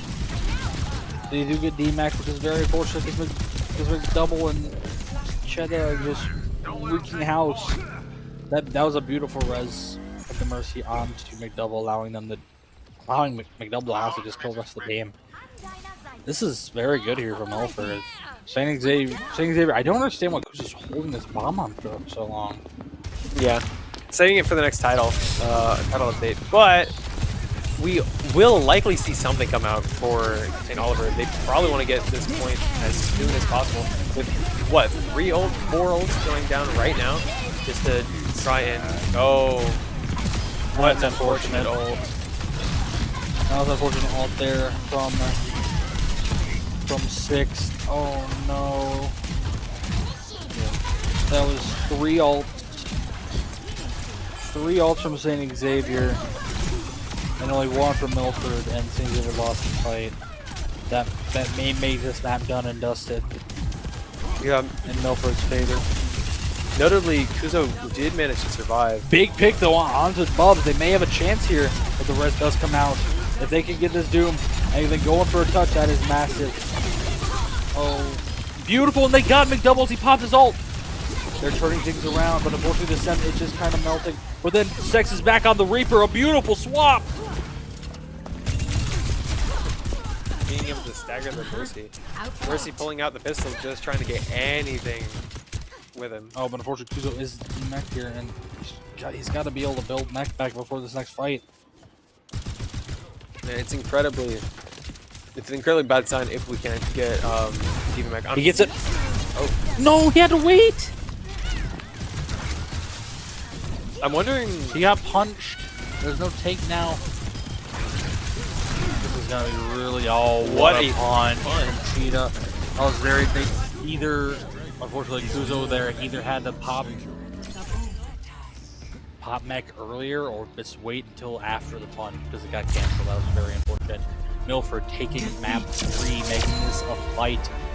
And this is not going to be a 3-0 like all the other ones.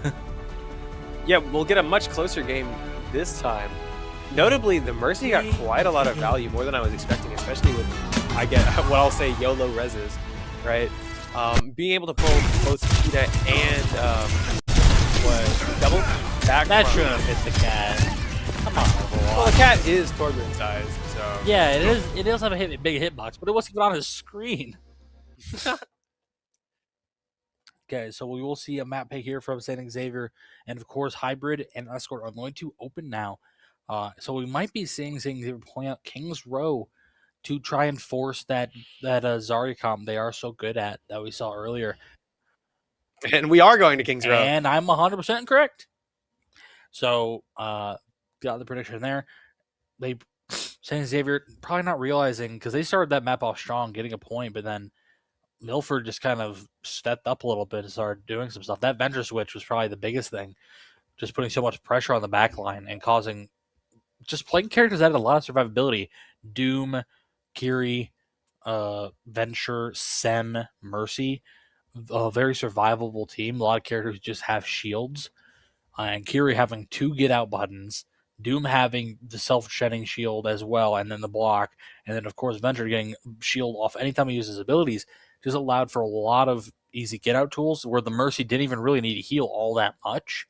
You didn't really need that much healing in that type of comp to where you could just focus on the res and doing the power boosting and then trying to survive yourself, which was very good from all sides. Yeah. A lot of those fights were really determined by, the Doomfist being able to get onto the backline almost uncontested, right? Along with the Venture, right? As soon as both of those characters were able to converge, it kind of felt like they just insta-exploded. Yeah. Right. A lot of the time it did feel like the team just pretty much blew up. Especially we saw that play there. Unfortunately, Kuzo not being able to get back into his mech because he got punched out of it was kind of the deciding factor at that end of the fight. If he was able to get back in mech, his team had 2 more ults, and they may have been able to make something do with it, but because he couldn't get back into mech in time, it kind of just ended in a lost fight.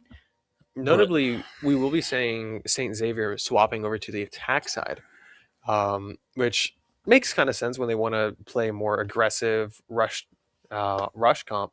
But part of me wants to think maybe it might be better to try and play defense at least first. In my opinion, playing attack on a hybrid is a lot better. In my opinion, just because if you can set the tempo and win very quickly and just demoralize the team, because an escort a lot of the time it is either like you get it at least some way. You always get at least the first point. Hybrid is the one where you can full hold, you can full go. Like it is the type. Milford. Okay, so we're going on a little bit of a break here, while we have a little bit of setup here. But so we will go on probably about 3 to 4 minute break, I believe. Probably. And we will see you in a few moments.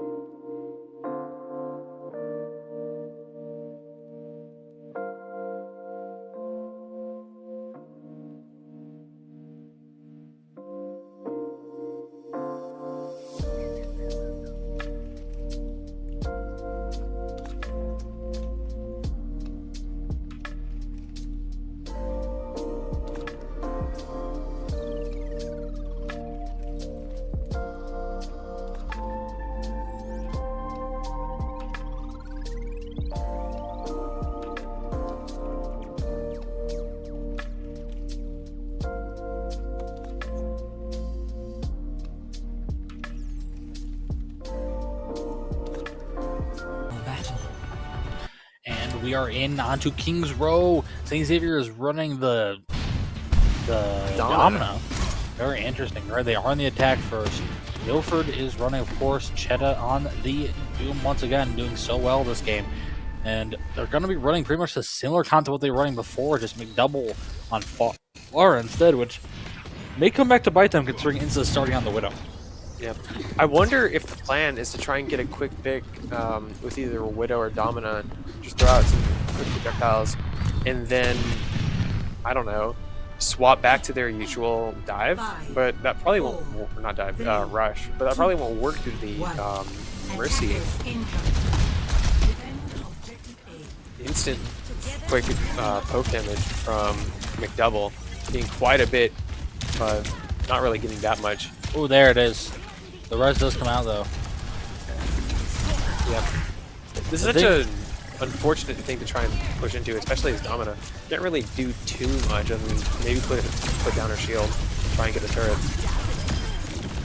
Yep, beautiful pick there. Getting Bubs that quickly means no more pressure really, just the Pharah. And oh, what the world? Somehow that buff contributed. Very nice pick from Insta. Honestly, Domina's not a bad thing at all because it allows Insta to just run free really. Does that boost restore 300 shield? I think so. Oh wow. That might have been a bug with how much shield that restored. I mean, I think it does equivalent to how much damage it does to the person that when it hit a wall. I think. Because I remember they said they fixed the bug with that, but we'll see. Oh, yellow grenade coming in from downtown, hitting. Yeah, and we do see a mirror here. However, it does seem the mirror for the side of Milford is a little bit better, just because Bastion does just kind of run over Domina. Unless in that situation where there's a so just sitting on top. Yeah, this is the thing with Domina is that you basically you don't play to do a lot of damage yourself. Kuzo's E's are ridiculous. Yeah, you don't do a lot of damage to find get picks yourself. You want to initiate your hit scan. And unfortunately right now Milford's playing double flex while St. Xavier has Insa, who's a ridiculous Soj, just putting in so much work. Bastion's considered a flex DPS or flex support? Or are we talking Flex DPS is Bastion. Really? Yeah, technically he's considered a flex DPS. However, in a lot of instances, it can be a hit scan. Big fight here. Keeps the rush coming out. McDouble is finding Insa though, which is very bad. McDouble finds 6 as well. That's probably going to be a fight over for St. Xavier. What a strong showing so far on this attack from St. Xavier. Making it incredibly difficult for Milford to really get that much. But as we say that, they do get a quick late hit on Loki. I didn't realize, but Kuzo might have his ult there, but I think he got blocked. Granted, Domino ult unfortunately doesn't. Honestly, it is very hard to hit a lot of the time, especially in a big thing like that. And we see the shield there just getting evaporated by the E from Insa. Yeah. The Domina mind game kind of feels like old Reinhardt years, especially with how the shield and ult interactions go. Very nice there. Does hit Lucio, but the Lucio does come out from Oliver. Unfortunately, I don't think he realized it only hit himself because it blocks it. Really? Domino does block Lucio if it hits the Lucio. That is unfortunate. Beautiful there from Uzo. Unfortunately, Bub's finding Oliver. Very nice there, getting shut up. But unfortunately, the Bastion is power boosted and just evaporating him. The cat does come out. You see the cat from St. Xavier. Yeah. A lot of this game really is whichever Domina takes too much damage first loses really. Right? I mean, it is the fact that even though Kuzo was the last Domina alive there, unfortunately, he just got bursted down because Bastion just does so much damage to Domina. Yeah. And a lot of that fight came down to, while the Dominas were fighting in the front line, the back lines for each were kind of shooting each other, ignoring them, in a way, in favor of trying. Unfortunately, from McDouble getting caught out. That Bastion unfortunately did not find anyone, and the Bastion form does go out. Xavier needs to capitalize on no more form. Cheddar does get Oliver though, which is really bad, but Cheddar does fall. They gotta stop that res. They don't stop it. Beautiful pick though onto the Mercy. Yeah. Such a chaotic fight. And that was a perfect orbital ray. Them getting that res off was kind of the worst case scenario. It kind of feels like St. Xavier's maybe getting a little bit in their own head a little from these games, because they really haven't had much of an issue with previous matches, but they might be getting a little bit frustrated over, I wouldn't say lack of communication or coordination, lack of focus on important targets like this Mercy, especially when she's trying to res. Yeah. That was a nice push there. They may be seeing a good domino here coming out from Kuzo. Once that shield does go down. That domino falls immediately. Beautiful. Insta trying to find a pick. Beautiful push stopping that res. That was exactly what you want to do. The ult does come out from... What in the world? Those come out. And then just... Oh, that's unfortunate there. What a great Suzu. You can see completely stopped Domino from eating one of the... yeah, unfortunately, I think that they just kind of didn't get rid of it.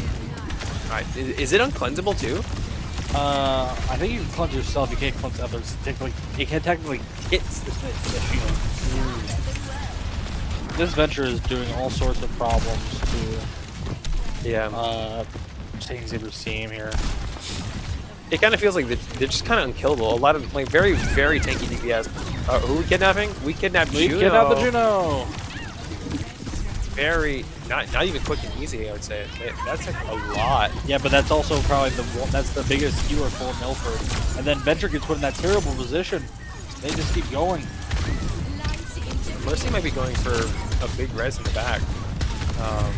But they do get Cheddar as well, and unfortunately no more form, so Bubs just kind of falls over. It does seem like they're going to be getting this point. I wonder where Mercy went. I saw her flying back into the alley a little bit. Hold on. What a res, are you joking me? What a great stall. That is ridiculous. Mercy does fall, but not already res, so it doesn't really matter. Okay, never mind. Incidus decides to hit all his shots, so that was a fantastic res, but Incidus locks in and gets 4K. Yeah. Speak of the devil, and she may appear. As soon as I'm like, huh, where'd she go? Instantly reses Domina on the cart to try and force overtime. Yeah, it was very nearly a good play there, but unfortunately Insta does find both supports very early in the fight. St. Xavier does have a lot of ults coming up too. Milford as well having near 4. Yeah, it's going to be very interesting for both teams.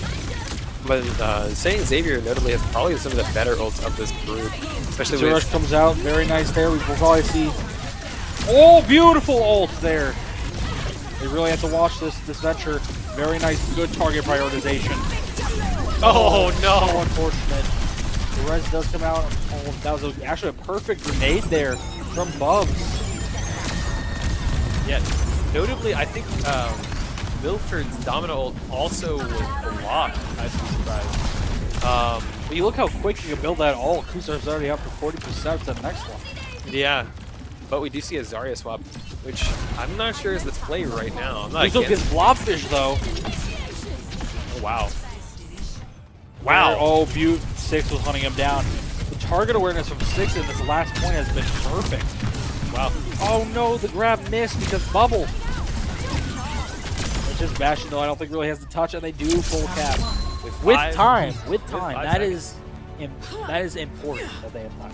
Because now, guaranteed, because if they didn't have time and Milford was a full cap with above a minute, they would get no time was either draw or loss. But now that they have even 5.4 seconds, they're guaranteed at least a second round if they get full capped. Yeah. Which is always a very good thing. Yeah. Notably, I wonder how they're going to play it. We saw a quick Zarya come out from Milford near the end of their defense, right? Do you think they're going to pull it out on attack? Or do you think they're going to stick with the Domina? I feel like the Domina mirror is probably the correct way to go, just because, I mean, that works too, because like we said earlier today when I was with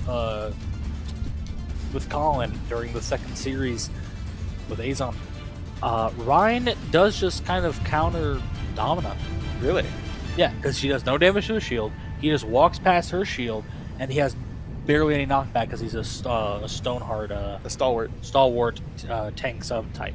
So a lot of Domina's kit just doesn't do anything.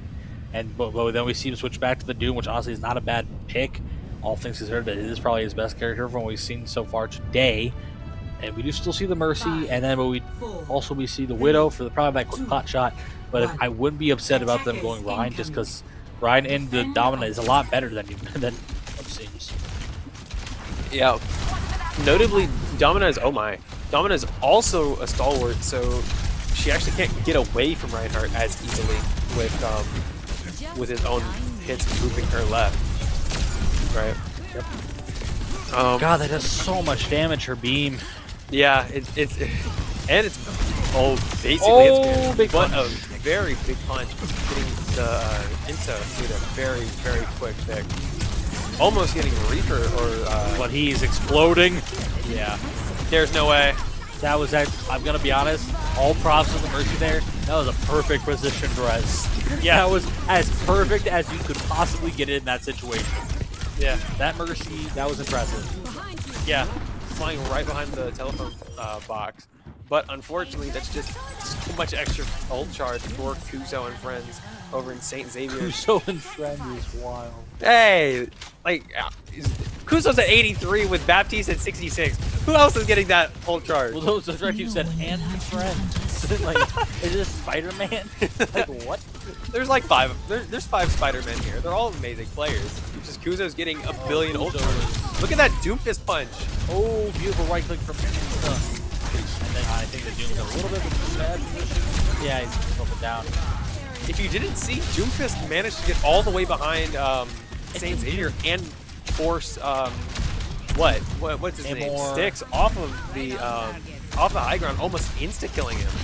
If it wasn't for Wraith Form. The barrage is up. We'll see what they decide to do with it. I'm thinking.